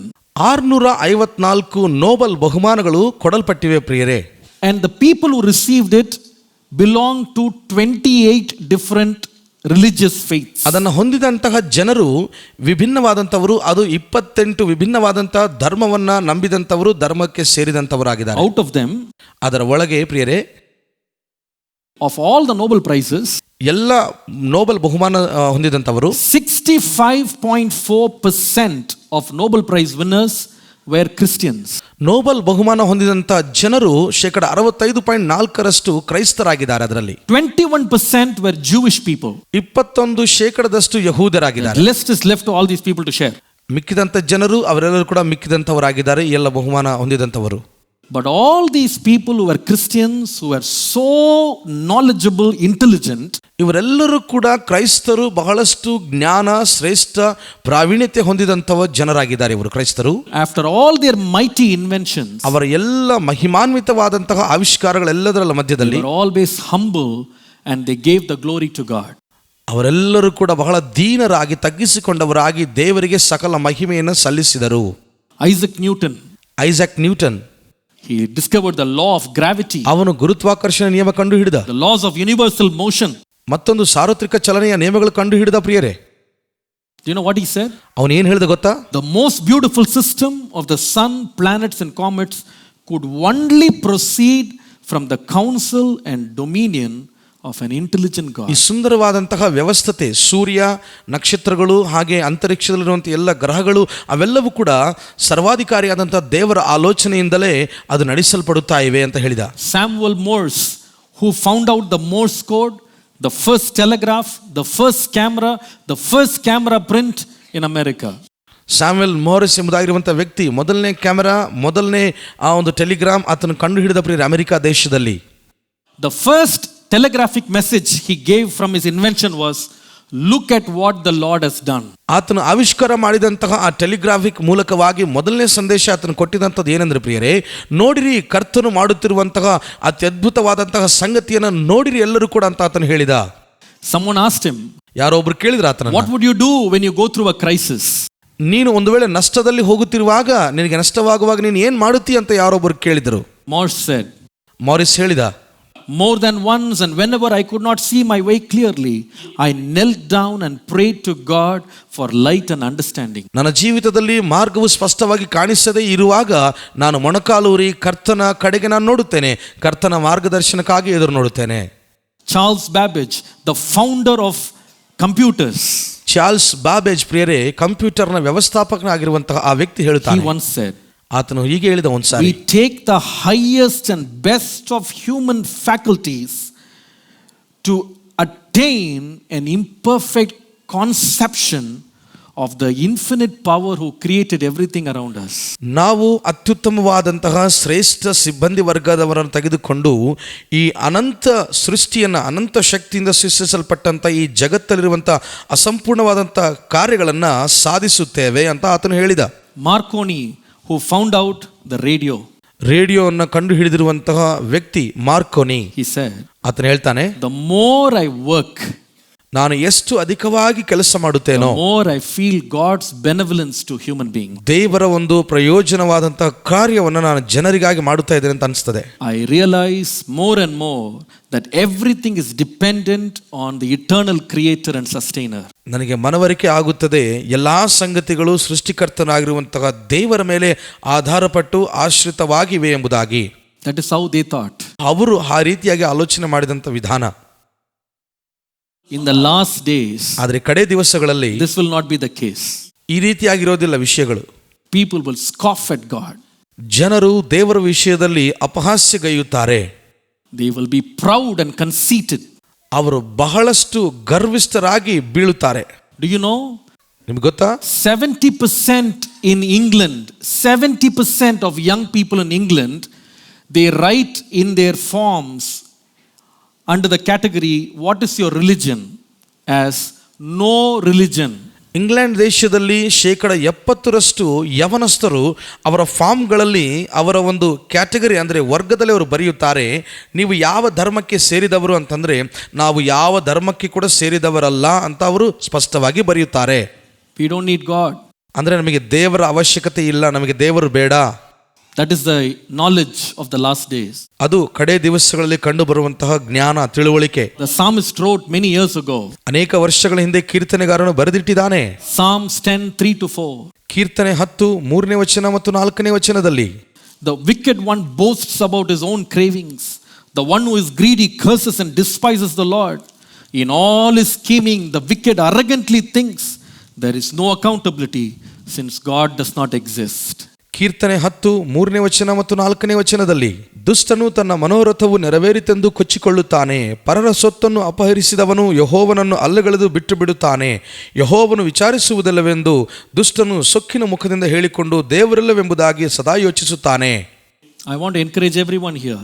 ಇಲ್ಲಿ ಪ್ರತಿಯೊಬ್ಬರನ್ನು ನಾನು ಪ್ರೋತ್ಸಾಹಪಡಿಸುತ್ತೇನೆ. You can get all the knowledge of the world. ನೀವು ಲೋಕದ ಸಕಲ ಜ್ಞಾನವನ್ನು ನಿಮಗೆ ಲಭ್ಯವಾಗಿರುತ್ತದೆ, ಲಭಿಸುತ್ತದೆ. You can have all the degrees you want. ನಿಮಗೆ ಬೇಕಾಗಿರುವ ಎಲ್ಲ ಡಿಗ್ರಿಗಳನ್ನು ಪಡ್ಕೋಬಹುದು. You can be an inventor, you can be in IT, whatever. ನೀವು ಆವಿಷ್ಕಾರ ಮಾಡುವಂತಹ ವಿಜ್ಞಾನಿ ಅಥವಾ IT ಕಂಪನಿಯಲ್ಲಿ ಕೆಲಸ ಮಾಡೋರು ಯಾರೇ ಆಗಿರಬಹುದು ನೀವು. But don't be a wicked man who will despise God. ಆದರೆ ದೇವರನ್ನು ಅಲ್ಲಗಳೆಯುವಂತಹ ದುಷ್ಟನು ನೀವಾಗಬೇಡಿ. That's how the world will be. ಲೋಕವು ಹಾಗೆ ಇದೆ ಪ್ರಿಯರೀಗ. But God is looking for a people who will be humble in spite of all the knowledge they acquire. ದೇವರು ಈ ದಿನಗಳಲ್ಲಿ ಅಂತಹ ವ್ಯಕ್ತಿಗಳಿಗಾಗಿ ಆತನು ಹುಡುಕುತ್ತಾ ಇದ್ದಾನೆ. ಅವರಿಗಿರುವಂತಹ ಎಲ್ಲಾ ಜ್ಞಾನದ ಮಧ್ಯದಲ್ಲಿಯೂ ದೇವರ ಮೇಲೆ ಆಶ್ರಯಿಸುವಂತಹ, ದೇವರಿಗಾಗಿ ಹುಡುಕುವಂತಹ ವ್ಯಕ್ತಿಗಳಿಗಾಗಿ ಹುಡುಕ್ತಿದ್ದಾನೆ. They seek God. ಅವರು ದೇವರನ್ನು ಹುಡುಕುತ್ತಾರೆ. They believe in God. ಅವರು ದೇವರಲ್ಲಿ ನಂಬುತ್ತಾರೆ. Hallelujah. Hallelujah. Many young people are kind of slowly slipping from the faith. Once they get a job, once they get a degree, once they get money, once they get, social status, we don't need God anymore. ಯವನಸ್ಥರು ಸ್ವಲ್ಪ ಅವರು ನಿಧಾನವಾಗಿ ನಂಬಿಕೆಯಲ್ಲಿ ಜಾರಿ ಹೋಗ್ತಾ ಇರ್ತಾರೆ. ಸ್ವಲ್ಪ ಅವರಿಗೆ ಉದ್ಯೋಗ ಬಂದಾಗ ಅಥವಾ ಡಿಗ್ರಿ ಬಂದಾಗ ಅಥವಾ ಯಾವುದೇ ಕೆಲಸ ಬಂದಾಗ ಏನಾದರೂ ಒಳ್ಳೆಯದಾಗುವಾಗ ನಿಧಾನವಾಗಿ ದೇವರ ನಂಬಿಕೆಯಲ್ಲಿ ಅವರು ಬಿದ್ದು ಹೋಗುತ್ತಾ ಇರ್ತಾರೆ. ಪ್ರಿಯರೇ, let's not fall into this trap of the enemy. ಈ ಸೈತಾನನ ಒಂದು ಉರುಳಿನಲ್ಲಿ ನೀವು ಬಿದ್ದು ಹೋಗಬೇಡಿ ದಯಮಾಡಿ. Number 2, ಎರಡನೇದು, how will the knowledge of the world be in the last days? ಕಡೆ ದಿವಸಗಳಲ್ಲಿ ಲೋಕ ಜ್ಞಾನ ಹೇಗಿರ್ತದೆ? Captivating knowledge or addictive knowledge. ಅಂದ್ರೆ ಬಂಧಿಸಲ್ಪಟ್ಟಂತಹ ಒಂದು ಜ್ಞಾನ ಇರ್ತದೆ ಪ್ರಿಯರೇ. The Bible says in Romans 1:19-20. Bible ಹೇಳ್ತದೆ, ರೋಮ 1ನೇ ಅಧ್ಯಾಯ 19ರಿಂದ 20ನೇ ವಚನ. God revealed his invisible attributes, his eternal power and divine nature through the creation of the world to them. All that they could understand, God revealed to them. ಯಾಕಂದರೆ ದೇವರ ವಿಷಯವಾಗಿ ತಿಳಿಯಬಹುದಾದದ್ದು ಅವರ ಮನಸ್ಸಿಗೆ ಸ್ಪಷ್ಟವಾಗಿ ತಿಳಿದದೆ, ಅದನ್ನು ಅವರಿಗೆ ದೇವರೇ ಸ್ಪಷ್ಟವಾಗಿ ತಿಳಿಸಿದನು. ಹೇಗೆಂದರೆ ಕಣ್ಣಿಗೆ ಕಾಣದಿರುವ ಆತನ ಗುಣಲಕ್ಷಣಗಳು, ಅಂದರೆ ಆತನ ನಿತ್ಯ ಶಕ್ತಿಯು, ದೈವತ್ವವು ಜಗದುತ್ಪತ್ತಿ ಮೊದಲುಗೊಂಡು ಆತನು ಮಾಡಿದ ಸೃಷ್ಟಿಗಳ ಮೂಲಕ ಬುದ್ಧಿಗೆ ಗೊತ್ತಾಗಿ ಕಾಣಬರುತ್ತವೆ. Even though God revealed it to them, ದೇವರು ಅವರಿಗೆ ತಿಳಿಸಿದಾಗಿಯೂ ಸಹ people will not receive it. ಜನರು ಅದನ್ನು ಹೊಂದಿಕೊಳ್ಳಲಾರದಿದ್ದಾರೆ. Why? ಯಾಕೆ? They'll be so proud. ಅವರು ಬಹಳ ಗರ್ವಿಷ್ಠರಾಗಿ ಮಾರ್ಪಟ್ಟಿದ್ದಾರೆ. I don't need to know more about God. ನನಗೆ ದೇವರ ಅವಶ್ಯಕತೆ, ದೇವರ ಜ್ಞಾನ ಬೇಕಾಗಿಲ್ಲ. I want to study more science. ನಾನು ಬಹಳಷ್ಟು ವಿಜ್ಞಾನವನ್ನು ಓದಬೇಕು. I want more facts. ನನಗೆ ಅನೇಕ ರಹಸ್ಯಗಳು, ನಿಜಾಂಶ ತಿಳಿಯಬೇಕು. I want to see more evidence. ನಾನು ಅನೇಕ ರುಜುಗಳನ್ನು ಕಾಣಬೇಕು. What will be the end? ಅಂತ್ಯ ಹೇಗಿರುತ್ತದೆ? That knowledge that the world gives will turn them into addicts to that knowledge. ಲೋಕ ಕೊಡುವಂತಹ ಜ್ಞಾನ ಅಥವಾ ಪ್ರಪಂಚ ಕೊಡುವಂತಹ ಜ್ಞಾನ ಅವರನ್ನು ಬಂಧಿಸಲ್ಪಡುವಂತಹ ಚಟಗಳಲ್ಲಿ ಬೀಳಿಸುತ್ತದೆ. Verse 21 says, 21ನೇ ವಚನ ಹೇಳ್ತದೆ, though they knew God, they did not glorify him as God. ದೇವರ ವಿಷಯವಾಗಿ ಅವರಿಗೆ ತಿಳುವಳಿಕೆ ಇದ್ದರೂ ಅವರು ಆತನನ್ನು ದೇವರೆಂದು ಘನಪಡಿಸಲಿಲ್ಲ. They did not praise him. ಅವರು ದೇವರನ್ನು ಘನಪಡಿಸಲಿಲ್ಲ. Instead, in their thing they became nonsense or fools. ಬದಲಾಗಿ ಅವರ ಒಂದು ತಿಳುವಳಿಕೆ ಜ್ಞಾನದಲ್ಲಿ ಅವರು ಹುಚ್ಚರಾಗಿ ಮಾರ್ಪಟ್ಟರು. Verse 22, 22ನೇ ವಚನ, claiming to be wise they became fools. ತಾನು ಜ್ಞಾನಿಗಳೆಂದು ಹೇಳಿಕೊಂಡು ಹುಚ್ಚನಾದರು. Listen, ಕೇಳಿ, world's knowledge cannot make you wise. ನೋಡಿ, ಲೋಕದ ಜ್ಞಾನ ನಿಮ್ಮನ್ನ ಜ್ಞಾನವಂತರಾಗಿ ಮಾಡಲ್ಲ. Only God can make you wise. ಕೇವಲ ದೇವರ ಜ್ಞಾನ ಮಾತ್ರ ನಿಮ್ಮನ್ನ ಜ್ಞಾನವಂತರಾಗಿ ಮಾಡ್ತದೆ. Don't just brag about what you know from a little classroom. ನೀವು ಸ್ವಲ್ಪ ತರಗತಿಗಳಲ್ಲಿ ಕಲಿತುಕೊಂಡ್ರ ವಿಷಯವನ್ನು ತಿಳಿದುಕೊಂಡು ಬಹಳ ಹೆಚ್ಚಳ ಪಡಬೇಡಿ. Don't think you are very wise. ನೀವು ಬಹಳ ಜ್ಞಾನಿ ಎಂದು ಹೆಚ್ಚಳ ಪಡಬೇಡ್ರಿ. Just reading 5 books in your life, 10 textbooks doesn't make you wiser than God. 5 ಪುಸ್ತಕಗಳು, 5 ಅಚ್ಚು ಪುಸ್ತಕಗಳನ್ನು ಓದಿದ ಮೇಲೆ ನೀವು ದೇವರಾಗಿ ಮಾರ್ಪಡಲ್ಲ. The Bible says these people are proud before God, finally became fools. Bible ಹೇಳ್ತದೆ, ಇವರು ಜ್ಞಾನಿಗಳೆಂಬುದಾಗಿ ದೇವರ ಮುಂದೆ ಹೆಚ್ಚಳ ಪಡ್ತಾರೆ, ಹುಚ್ಚರಾಗ್ತಾರೆ. This is real, this is true. ಇದು ನಿಜ, ಇದು ಸತ್ಯವಾದ ವಿಷಯ. Today the world has the most number of mental disorder patients than ever before. ಈ ದಿನ ಲೋಕದಲ್ಲಿ, ಪ್ರಪಂಚದಲ್ಲಿ ಪ್ರಿಯರೇ, ಮತ್ಯಾವತ್ತೂ ಇಲ್ಲದೆ ಇರುವಂಥ ರೀತಿಯಲ್ಲಿ ಹುಚ್ಚರ ಒಂದು ಸಂಖ್ಯೆ, ಅದು ಅಜ್ಞಾನಿಗಳ ಸಂಖ್ಯೆ ಅಧಿಕವಾಗಿ ಮಾರ್ಪಟ್ಟಿದೆ. Do you know, in the world today, in such an advanced state of knowledge, 45 crores are mentally ill. ನಿಮಗೊಂದು ವಿಷಯ ಗೊತ್ತಿದೆನಾ? ಈ ದಿನ ಆಧುನಿಕ ಪ್ರಪಂಚದಲ್ಲಿ ಎಷ್ಟು ಮುಂದೆ ಸಾಗುತ್ತಾ ಇದ್ದಾಗಿ ಕೂಡ 45 ಕೋಟಿ ಜನರಷ್ಟು ಅವರು ಅಜ್ಞಾನಿಗಳಾಗಿ ಮಾರ್ಪಡುತ್ತಿದ್ದಾರೆ. Do you know 30 crores of people are living with depression. ನಿಮಗೆ ಗೊತ್ತಿದೆನಾ? 30 ಕೋಟಿ ಜನರು ಪ್ರಪಂಚದಾದ್ಯಂತ ಅವರು ನಿರಾಶೆಯಲ್ಲಿ ಬದುಕುತ್ತಿದ್ದಾರೆ. The finding is most of these cases became mad because of technology addiction. ಪ್ರೇರೆ, ಈ ಎಲ್ಲ ಕೇಸ್ಗಳಲ್ಲಿ ಸ್ವಲ್ಪ ಪರಿಶೀಲನೆ ಮಾಡಿ ನೋಡಿದಾಗ ಇದೆಲ್ಲವೂ ಕೂಡ ತಂತ್ರಜ್ಞಾನದ ಒಂದು ಆಧುನಿಕ ಪ್ರಪಂಚದಿಂದಲೇ ಆದಂತಹ ಒಂದು ಕಾರಣಗಳಾಗಿವೆ ಎಂಬುದಾಗಿ ತೋರ್ಪಡಿಸ್ತಾ ಇದೆ. World Health Organization recognizes video game addiction as a mental health disorder. ಪ್ರಪಂಚ ಆರೋಗ್ಯ ಸಂಸ್ಥೆಯವರು ಹೇಳುವಂಥ ವಿಷಯ ಏನಂದ್ರೆ, ವಿಡಿಯೋ ಗೇಮ್ ಆ ಚಟವು ಬಹಳಷ್ಟು ಹುಚ್ಚುತನದಲ್ಲಿ ಅದು ನಡೆಸುತ್ತಾ ಇದೆ ಪ್ರಪಂಚವನ್ನ. It's a mental disorder, it's a disease that has to be treated. ಇದೊಂದು ಮಾನಸಿಕವಾದಂತಹ ರೋಗ, ಇದೊಂದು ಹುಚ್ಚುತನದ ಒಂದು ಚಟವಾಗಿದೆ ಅಂತ ಹೇಳಿದ್ದಾರೆ. They say social media is using the same techniques of a gambling firm. ಅವ್ರು ಹೇಳ್ತಾರೆ ಸಾಮಾಜಿಕ ಜಾಲತಾಣದಲ್ಲಿ ಇದೇ ಒಂದು ಯುಕ್ತ ಉಪಾಯವನ್ನು ಉಪಯೋಗಿಸಿ ಅವರು ಮೋಸಗಳನ್ನು ಮಾಡುತ್ತಾ ಇದ್ದಾರೆ ಇದರಲ್ಲಿ ಮಾಧ್ಯಮದಲ್ಲಿ. Whatever gamblers will use, the same technology is used in social media. ಏನು ಮೋಸಗೊಳಿಸೋದಕ್ಕಾಗಿ ಅವರು ಉಪಯೋಗಿಸುತ್ತಾರೆ ಯುಕ್ತಗಳನ್ನ, ಅದನ್ನೇ ಸಾಮಾಜಿಕ ಜಾಲತಾಣದಲ್ಲಿ ಕೂಡ ಉಪಯೋಗಿಸ್ತಾ ಇದ್ದಾರೆ ಉಪಾಯಗಳನ್ನ. Listen, there are some words that are introduced into the world of medicine these days. ಕೇಳಿಸಿಕೊಳ್ಳ್ರಿ, ಈ ದಿನಮಾನಗಳಲ್ಲಿ ವೈದ್ಯಕೀಯ ಶಾಸ್ತ್ರದಲ್ಲಿ ಕೆಲವು ಪದಗಳು ಪರಿಚಯಿಸಿದ್ದಾರೆ ಇತ್ತೀಚೆಗಷ್ಟೇ. This is not just comments I'm going to give to you. ಇದು ನಾನು ಕೇವಲ ನಿಮಗೆ ವ್ಯಾಖ್ಯಾನವನ್ನ ಹೇಳ್ತಾ ಇಲ್ಲ ಪ್ರಿಯರೇ. You know, there is a new word called smartphone ಹೊಸ anxiety. ಪದ ಬಳಕೆಗೆ ಬಂದಿದೆ ಪ್ರಿಯರೇ. ಅದೇನೆಂದ್ರೆ ಸ್ಮಾರ್ಟ್ ಫೋನ್ ಉದ್ವೇಗ ಹೊಂದುವಂಥದ್ದು, ಸ್ಮಾರ್ಟ್ ಫೋನ್ ರೀತಿಯಲ್ಲಿ ಉದ್ವೇಗ ಹೊಂದುವಂಥದ್ದು. There's one more word, new word they've introduced in medicine called low battery anxiety. ವೈದ್ಯಕೀಯ ಶಾಸ್ತ್ರದಲ್ಲಿ ಮತ್ತೊಂದು ಪದವನ್ನು ಬಳಕೆಗೆ ತಂದಿದ್ದಾರೆ ಪ್ರಿಯರೇ, ಪರಿಚಯ ಮಾಡಿದ್ದಾರೆ. ಅಂದರೆ ಲೋ ಬ್ಯಾಟರಿ ಆಂಗ್ಸೈಟಿ ಎಂಬುದಾಗಿ ಆ ಪದದ ಹೆಸರು. There is a new word introduced in the dictionary called nomophobia. Nomophobia ಎಂಬ ಪದವನ್ನ ಡಿಕ್ಷನರಿಯಲ್ಲಿ ಕೂಡ ಈಗಾಗಲೇ ಬರೆದಿದ್ದಾರೆ. What is that fear? ಅದರ ಭಯ ಏನು? The fear that people will feel when they are out of mobile contact. ಅಂದ್ರೆ ಅದು ಯಾವ ರೀತಿಯಾಗಿ ಭಯ ಅಂತಂದ್ರೆ, ಅವರು ಮೊಬೈಲ್ ಫೋನ್ನ ಹೊರಗೆ ಇರುವಾಗ, ಅಂದ್ರೆ ಮೊಬೈಲ್ ಫೋನ್ನ ಬಳಕೆ ಮಾಡದೇ ಇರುವಂತ ಸಮಯದಲ್ಲಿ They are saying your nervous system has become damaged. ಅವ್ರು ಹೇಳ್ತಾರೆ ಇದು ನಿಜವಾಗಲೂ ನಿಮ್ಮ ಮೆದುಳಿನ ನರಗಳನ್ನ ಅದು ಬಹಳಷ್ಟು ಗಾಯಗೊಳಿಸುತ್ತವೆ ಎಂಬುದಾಗಿ ಅವ್ರು ಹೇಳ್ತಾ ಇದ್ದಾರೆ ಪ್ರಿಯರೇ ವೈದ್ಯರು. There is a new word they are calling FOMO, FOMO. ಮತ್ತೊಂದು ಹೊಸ ಪದ ಫೋಮೋ ಎಂಬುದಾಗಿರೋ ಪದ. What is FOMO? FOMO ಆ ಪದಕ್ಕೆ ಅರ್ಥವೇನು ಪ್ರಿಯರೇ? Fear of missing out. Miss பண்ணிருவனோ என்ன? ಕಳೆದು ಹೋಗುತ್ತದೆ ಏನೋ ಎಂಬ ಭಯ. What you will miss? ಏನು ನೀವು ಕಳೆದುಕೊಳ್ತೀರಾ? ಭಯ. I will miss looking at that news. ಆ ವಾರ್ತೆ ವೀಕ್ಷಿಸುವುದನ್ನು ನಾನು ತಪ್ಪಿಸಿಕೊಳ್ಳುತ್ತೇನೇನೋ. I will miss the photograph. ನಾನು ಫೋಟೋಗಳನ್ನ ತಪ್ಪಿಸಿಕೊಳ್ಳುತ್ತೇನೇನೋ. I will miss the update. ನನಗೆ ಬರಬೇಕಾಗಿರುವಂತಹ ಸಮಾಚಾರ ಒಂದು ವೇಳೆ ನನಗೆ ತಪ್ಪಿ ಹೋಗುತ್ತದೇನೋ. They say, this is a study, they say ಇದು ಅಧ್ಯಯ ಅವರು ಹೇಳ್ತಾರೆ 23% of Indian students are logging onto the mobiles more than 8 hours in their smartphone a day. Bharat ದೇಶದಲ್ಲಿರುವಂತಹ ವಿದ್ಯಾರ್ಥಿಗಳು 23% ಜನರು ಅವರು 8 ಗಂಟೆಗಳ ಕಾಲ ಸಮಯವನ್ನ ಬಹಳಷ್ಟು ಮೊಬೈಲ್ ಅಲ್ಲೇ ಕಳೀತಾ ಇದ್ದಾರೆ ಎಂದು. Most of that is of no use. ಅದರಲ್ಲಿ ಬಹಳಷ್ಟು ಉಪಯೋಗಕ್ಕೆ ಬಾರದಿರುವಂತಹ ವಿಷಯವನ್ನ ನೋಡ್ತಾರೆ. They just don't want to miss anything. ಅವರು ಸುಮ್ಮನೆ ಏನನ್ನು ಕೂಡ ನಾವು ತಪ್ಪಿಸಿಕೊಳ್ಳಬಾರದೆಂದು ನೋಡ್ತಾರೆ. ಇದು ಮಿಸ್ பண்ணிடக்கூடாது. See, in church, ಚರ್ಚ್ನಲ್ಲಿಯೂ they are listening to a message. ಅವರು ಮೆಸೇಜ್ ಕೇಳ್ತಿರ್ತಾರೆ. Suddenly they feel, is there an update? ಏನಾದರೂ ಅಪ್ಡೇಟ್ ಇದೆನಾ ಅಂತ ಅವ್ರು ನೋಡ್ತಾರೆ mobile. What if there was a WhatsApp I didn't watch? ನಾನು ವಾಟ್ಸಪ್ ಅಲ್ಲಿ ನೋಡ್ಲಿಲ್ವಲ್ಲ, ಏನಿದೆ ಅದರಲ್ಲಿ? ಫೇಸ್ಬುಕ್ ಲೇದ ಅಪ್ಡೇಟ್ ಮಿಸ್ பண்ணிருப்பேன், உடனே ஆன் பண்ணி பாத்து ஹalleluya hallelujah hallelujah hallelujah. I don't want to miss anything. ನಾನು ಏನು ಕೂಡ ತಪ್ಪಿಸಿಕೊಳ್ಳಬಾರದು ಎಂಬುದಾಗಿ ಅವರು ಬಯಸ್ತಾರೆ. You are going through a mental disorder. ನೀವು ಮಾನಸಿಕವಾದ ಒತ್ತಡಕ್ಕೆ ಒಳಗಾಗಿ ಕ್ರಮವಿಲ್ಲದೆ ಹೋಗ್ತಿದ್ದೀರಾ. It's no joke. ಇದು ಹಾಸ್ಯಕ್ಕಾಗಿ ನಾನು ಹೇಳ್ತಾ ಇಲ್ಲ. Don't let this knowledge of the world capture you into captivity. ಈ ಲೋಕದ ಈ ಪ್ರಪಂಚದ ಜ್ಞಾನದಲ್ಲಿ ನೀವು ಬಂಧಿತರಾಗಬೇಡಿ ಪ್ರಿಯರೇ. Last one. ಕೊನೆಯದಾಗಿ, the knowledge in the last days will not only be conceited, it will not only be captivating. In the last days the knowledge will be corrupting ಜ್ಞಾನವು the soul. ಅಥವಾ ಈ ಲೋಕದ ಜ್ಞಾನವು ಅಹಂಕಾರದಿಂದ ಮಾತ್ರವಲ್ಲದೆ ಮತ್ತು ನಿಮ್ಮನ್ನು ಬಂಧಿಸುವುದಂಥದ್ದು ಮಾತ್ರವಲ್ಲದೆ ನಿಮ್ಮನ್ನು ಹೊಲಸು ಮಾಡುತ್ತದೆ, ನಿಮ್ಮನ್ನು ಹೊಲೆ ಮಾಡಿಬಿಡುತ್ತದೆ, ನಿಮ್ಮನ್ನು ನಾಶ ಮಾಡುತ್ತದೆ. Be careful about the signs, things, technologies bringing into your hands. ಹುಷಾರಾಗಿರಿ ಪ್ರಿಯರೇ, ನಿಮ್ಮ ಕೈಗಳಲ್ಲಿ ತರುತ್ತಿರುವಂತಹ ವೈಜ್ಞಾನಿಕವಾದಂತಹ ಸೂಚನೆಗಳನ್ನು ಕುರಿತಾಗಿ.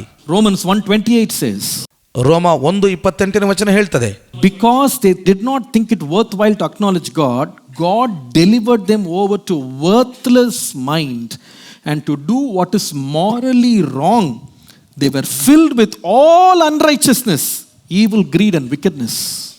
ಇದಲ್ಲದೆ ದೇವರ ಜ್ಞಾನವು ಅವರಿಗೆ ಇಷ್ಟವಿಲ್ಲದ್ದರಿಂದ ಅಲ್ಲದ ಕೃತ್ಯಗಳನ್ನು ನಡೆಸುವವರಾಗುವಂತೆ ದೇವರು ಅವರನ್ನು ಅನಿಷ್ಟ ಭಾವಕ್ಕೆ ಒಪ್ಪಿಸಿದನು. Be careful about the knowledge that is spreading. ಈ ದಿನಗಳಲ್ಲಿ ಹರಡುತ್ತಿರುವಂತಹ ಜ್ಞಾನದ ವಿಷಯದಲ್ಲಿ ನೀವು ಎಚ್ಚರ ವಹಿಸಿರಿ ಪ್ರಿಯರೇ. Do you know, my dear brothers and sisters, ನನ್ನ ಪ್ರಿಯ ಸಹೋದರಿ ಸಹೋದರರೇ, ನಿಮಗೆ ಗೊತ್ತಿದೆ ಈ ವಿಷಯ?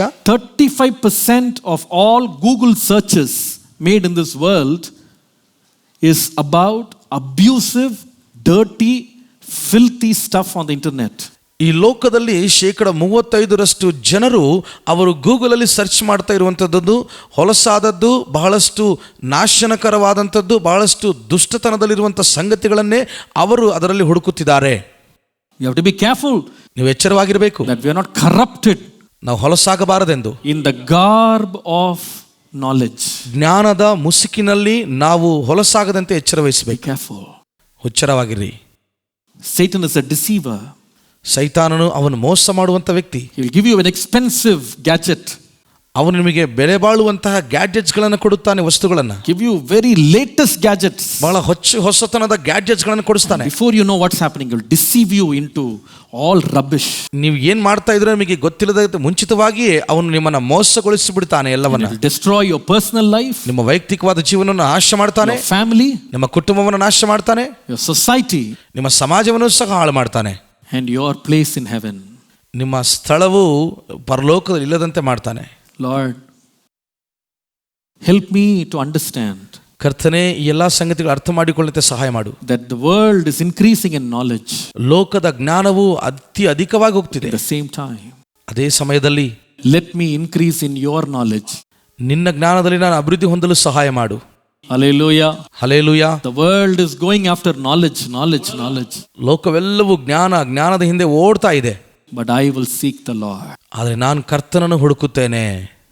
I will get prepared for his coming. ಆತನ ಆಗಮನಕ್ಕಾಗಿ ಸಿದ್ಧತೆ ಹೊಂದುತ್ತೇನೆ. What a wonderful moment to discover the treasures that God has for his people. ದೇವರು ತನ್ನ ಜನರಿಗಾಗಿ ಇಟ್ಟಂತಹ ಸಂಗತಿಗಳನ್ನು ಅಥವಾ ಐಶ್ವರ್ಯವನ್ನ ಆ ಎಲ್ಲವನ್ನ ಕಂಡು ಹಿಡಿದುಕೊಂಡುದು ಎಷ್ಟು ಶ್ರೇಷ್ಠವಾದ ವಿಷಯ. Just understand how much God loves each and every one of us. ಅರ್ಥ ಮಾಡಿಕೊಳ್ಳ್ರಿ, ನಮ್ಮಲ್ಲಿ ಪ್ರತಿಯೊಬ್ಬರನ್ನು ಎಷ್ಟು ಆತನ ಪ್ರೀತಿ ಮಾಡ್ತಾ ಇದ್ದಾನೆ. For many people who don't know Jesus, all these things are darkness. ಅನೇಕ ಜನರು ಯೇಸುವನ್ನು ಅರಿಯದೇ ಇರುವಂತಹ ಜನರಿಗೆ ಇದೆಲ್ಲವೂ ಕೂಡ ಕತ್ತಲೆಯಾಗಿರುತ್ತದೆ. They don't know about the coming of the Lord. ಕರ್ತನ ಆಗಮನಕ್ಕೆ ಅವರಿಗೆ ಗೊತ್ತಿಲ್ಲ. They live as if today is the best day in their life. ಈ ದಿನವೇ ಶ್ರೇಷ್ಠವಾದ ದಿನ ಎಂಬುದಾಗಿ ಅವರು ಜೀವನ ಮಾಡ್ತಾ ಇರ್ತಾರೆ ಜೀವನದಲ್ಲಿ. They do whatever they want, they see whatever they want, they go wherever they want. ಅವ್ರಿಗೆ ಎಲ್ಲಿ ಬೇಕು ಅಲ್ಲಿ ಹೋಗ್ತಿರ್ತಾರೆ, ಏನ್ ಮಾಡಬೇಕು ಏನ್ ನೋಡ್ಬೇಕು ನೋಡ್ತಿರ್ತಾರೆ. They have no idea that the world is moving towards an end. ಅವರಿಗೆ ಯಾವುದೇ ಯೋಚನೆ ಇರೋದಿಲ್ಲ, ಲೋಕ ಯಾವ ಕಡೆ ಸಾಗುತ್ತಾ ಇದೆ ಎಂಬುದಾಗಿ ಯೋಚನೆ ಇರಲ್ಲ. I am drawing closer to the coming of the Lord Jesus Christ. ನಾನು ಕರ್ತನಾದ ಯೇಸುವಿನ ಆಗಮನಕ್ಕೆ ಸಮೀಪವಾಗಿ ಮಾರ್ಪಡುತ್ತಿದ್ದೇನೆ. They don't know that. ಅದು ಆ ವಿಷಯ ಅವ್ರಿಗೆ ಗೊತ್ತಿಲ್ಲ. But God has given us not just what the schools and colleges and our websites are teaching us, all the information. Beyond all that knowledge, God has given us a great knowledge. ಶಾಲಾ ಕಾಲೇಜುಗಳು, ಅಂತರ್ಜಾಲ, ಈ ಲೋಕ ಯಾವುದು ಕೂಡ ಕೊಡದೇ ಇರುವಂತಹ ಒಂದು ಅತಿ ಅದ್ಭುತವಾದ ಜ್ಞಾನ ತಿಳುವಳಿಕೆಯನ್ನ ದೇವರು ನಮಗೆ ಆತನ ಸನ್ನಿಧಾನದಲ್ಲಿ ಕೊಡುತ್ತಾ ಇದ್ದಾನೆ. ಪ್ರಿಯರೇ, What is the greatest thing? ಆ ಶ್ರೇಷ್ಠವಾದ ಉನ್ನತ ವಿಷಯ ಏನು? Apostle Paul said, ಅಪೊಸ್ತಲನಾದ ಪೌಲನು ಹೇಳ್ತಾನೆ, that I may know him and the power of his resurrection. ನಾನು ಆತನನ್ನು ಅರಿತುಕೊಂಡವನಾಗಿ, ಆತನ ಪುನರುತ್ಥಾನ ಶಕ್ತಿಯನ್ನು ಅರಿತುಕೊಂಡವನಾಗಿ, When Jesus comes, ಯೇಸು ಬರುವಾಗ I want to be with him. ಆತನೊಂದಿಗೆ ನಾನು ಇರಬೇಕು. I want to be with him. ಆತನೊಂದಿಗೆ ನಾನು ಇರಬೇಕು. I want to be found in his kingdom. ಆತನ ರಾಜ್ಯದಲ್ಲಿ ನಾನು ಇರಬೇಕು. All these things will pass away. ಎಲ್ಲಾ ಸಂಗತಿಗಳು ಕಳೆದು ಹೋಗುತ್ತವೆ. These satellites will fall down one day. ಈ ಎಲ್ಲ ಉಪಗ್ರಹಗಳು ಬಿದ್ದು ಹೋಗ್ತವೆ ಒಂದು ದಿನ. All these inventions will be burnt in fire. ಈ ಎಲ್ಲ ಆವಿಷ್ಕಾರಗಳು ಒಂದು ದಿನ ಅಗ್ನಿಯಲ್ಲಿ ಅವು ಸುಡಲ್ಪಡುತ್ತವೆ. But people who serve the Lord and who are faithful to him, ಆದರೆ ನಂಬಿಗಸ್ತರಾಗಿ ಕರ್ತನನ್ನು ಸೇವಿಸಿದಂತ ಜನರಾದರು, they will meet him in the air. ಅವರು ಆತನಲ್ಲಿ ಮೇಘದಲ್ಲಿ ಅವರು ಭೇಟಿ ಆಗುತ್ತಾರೆ. Lord, I want to be in that number. ಕರ್ತನೇ, ನಾನು ಆ ಸಂಖ್ಯೆಯಲ್ಲಿ ಇರಬೇಕು ದೇವರೇ. Hallelujah. Hallelujah. Hallelujah. Hallelujah. Maybe we are not in the crowd of all the intelligent people in the world. ಪ್ರಪಂಚದಲ್ಲಿರುವಂತಹ ಅನೇಕ ಶ್ರೇಷ್ಠವಾದ ಜ್ಞಾನಿಗಳ ಗುಂಪಿನಲ್ಲಿ ನಾವು ಇಲ್ಲದೇ ಇರಬಹುದು ಪ್ರಿಯರೇ. We may be considered as fools before the eyes of the world. ಲೋಕದಲ್ಲಿ ನಾವು ಪ್ರಪಂಚದಲ್ಲಿ ಹುಚ್ಚರು ಎಂಬುದಾಗಿ ನಾವು ಎಣಿಕೆಗೆ ಆಗಿದ್ದೇವೇನೋ. But let us not worry about it. ಅದನ್ನು ಕುರಿತಾಗಿ ಚಿಂತಿಸೋದು. Lord, I don't want to be one among the most intelligent people in the world. ಕರ್ತನೇ, ಪ್ರಪಂಚದಲ್ಲಿ ಶ್ರೇಷ್ಠ ಜ್ಞಾನಿಗಳಲ್ಲಿ ಒಬ್ಬನಾಗಿರಲು ನನಗೆ ಯಾವುದೇ ಇಷ್ಟ ಇಲ್ಲ ದೇವರೇ. I want to be one among the saints. ನಾನು ಭಕ್ತರಲ್ಲಿ ಒಬ್ಬ ವ್ಯಕ್ತಿಯಾಗಿರಬೇಕೆಂದು ಬಯಸ್ತೇನೆ. I want to be in heaven. ನಾನು ಪರಲೋಕದಲ್ಲಿ ಬಯಸ್ತೇನೆ. How many of you want that? ಎಷ್ಟು ಜನ ನೀವು ಬಯಸ್ತೀರಿ ಅದನ್ನ? ಕ್ರಿಸ್ತನಲ್ಲಿ ಪ್ರೀತಿಯುಳ್ಳ ದೇವ ಜನರೇ, ಈ ನೇರ ಪ್ರಸಾರದ ಮೂಲಕ ಮೂಡಿಬಂದ ಈ ದಿನದ ಆರಾಧನೆ ನಿಮಗೆ ಆಶೀರ್ವಾದವನ್ನು ಉಂಟು ಮಾಡಿದೆ ಎಂದು ನಾವು ನಂಬುತ್ತೇವೆ. ಇದೇ ರೀತಿಯಾಗಿ ಇನ್ನೂ ಹೆಚ್ಚಿನ ಆರಾಧನೆಯ ವಿಡಿಯೋಗಳನ್ನು ವೀಕ್ಷಿಸಲು ಬಯಸುವರಾದರೆ ನಮ್ಮ AC ಆವಡಿ ಎಂಬ ಯೂಟ್ಯೂಬ್ ಚಾನೆಲ್ ಅನ್ನು ಸಬ್ಸ್ಕ್ರೈಬ್ ಮಾಡಿಕೊಳ್ಳಬೇಕೆಂದು ವಿಜ್ಞಾಪಿಸಿಕೊಳ್ಳುತ್ತೇವೆ. ಮತ್ತು ಈ ಕಾರ್ಯಕ್ರಮದ ಮೂಲಕ ನೀವು ಹೊಂದಿಕೊಂಡ ಆಶೀರ್ವಾದಗಳನ್ನು ನಮ್ಮೊಂದಿಗೆ ಹಂಚಿಕೊಳ್ಳಲು ಬಯಸುವರಾದರೆ ನಿಮ್ಮ ಸಾಕ್ಷಿಯ ಜೊತೆಗೆ ನಿಮ್ಮ ಸ್ಪಷ್ಟವಾದ ವಿಳಾಸ ಹಾಗೂ ನಿಮ್ಮ ದೂರವಾಣಿ ಸಂಖ್ಯೆಯನ್ನು acavadi@gmail.com ಎಂಬ ಇಮೇಲ್ ವಿಳಾಸಕ್ಕೆ ಕಳುಹಿಸಿರಿ. ದೇವರು ತಾನೇ ನಿಮ್ಮನ್ನು ಆಶೀರ್ವದಿಸಲಿ.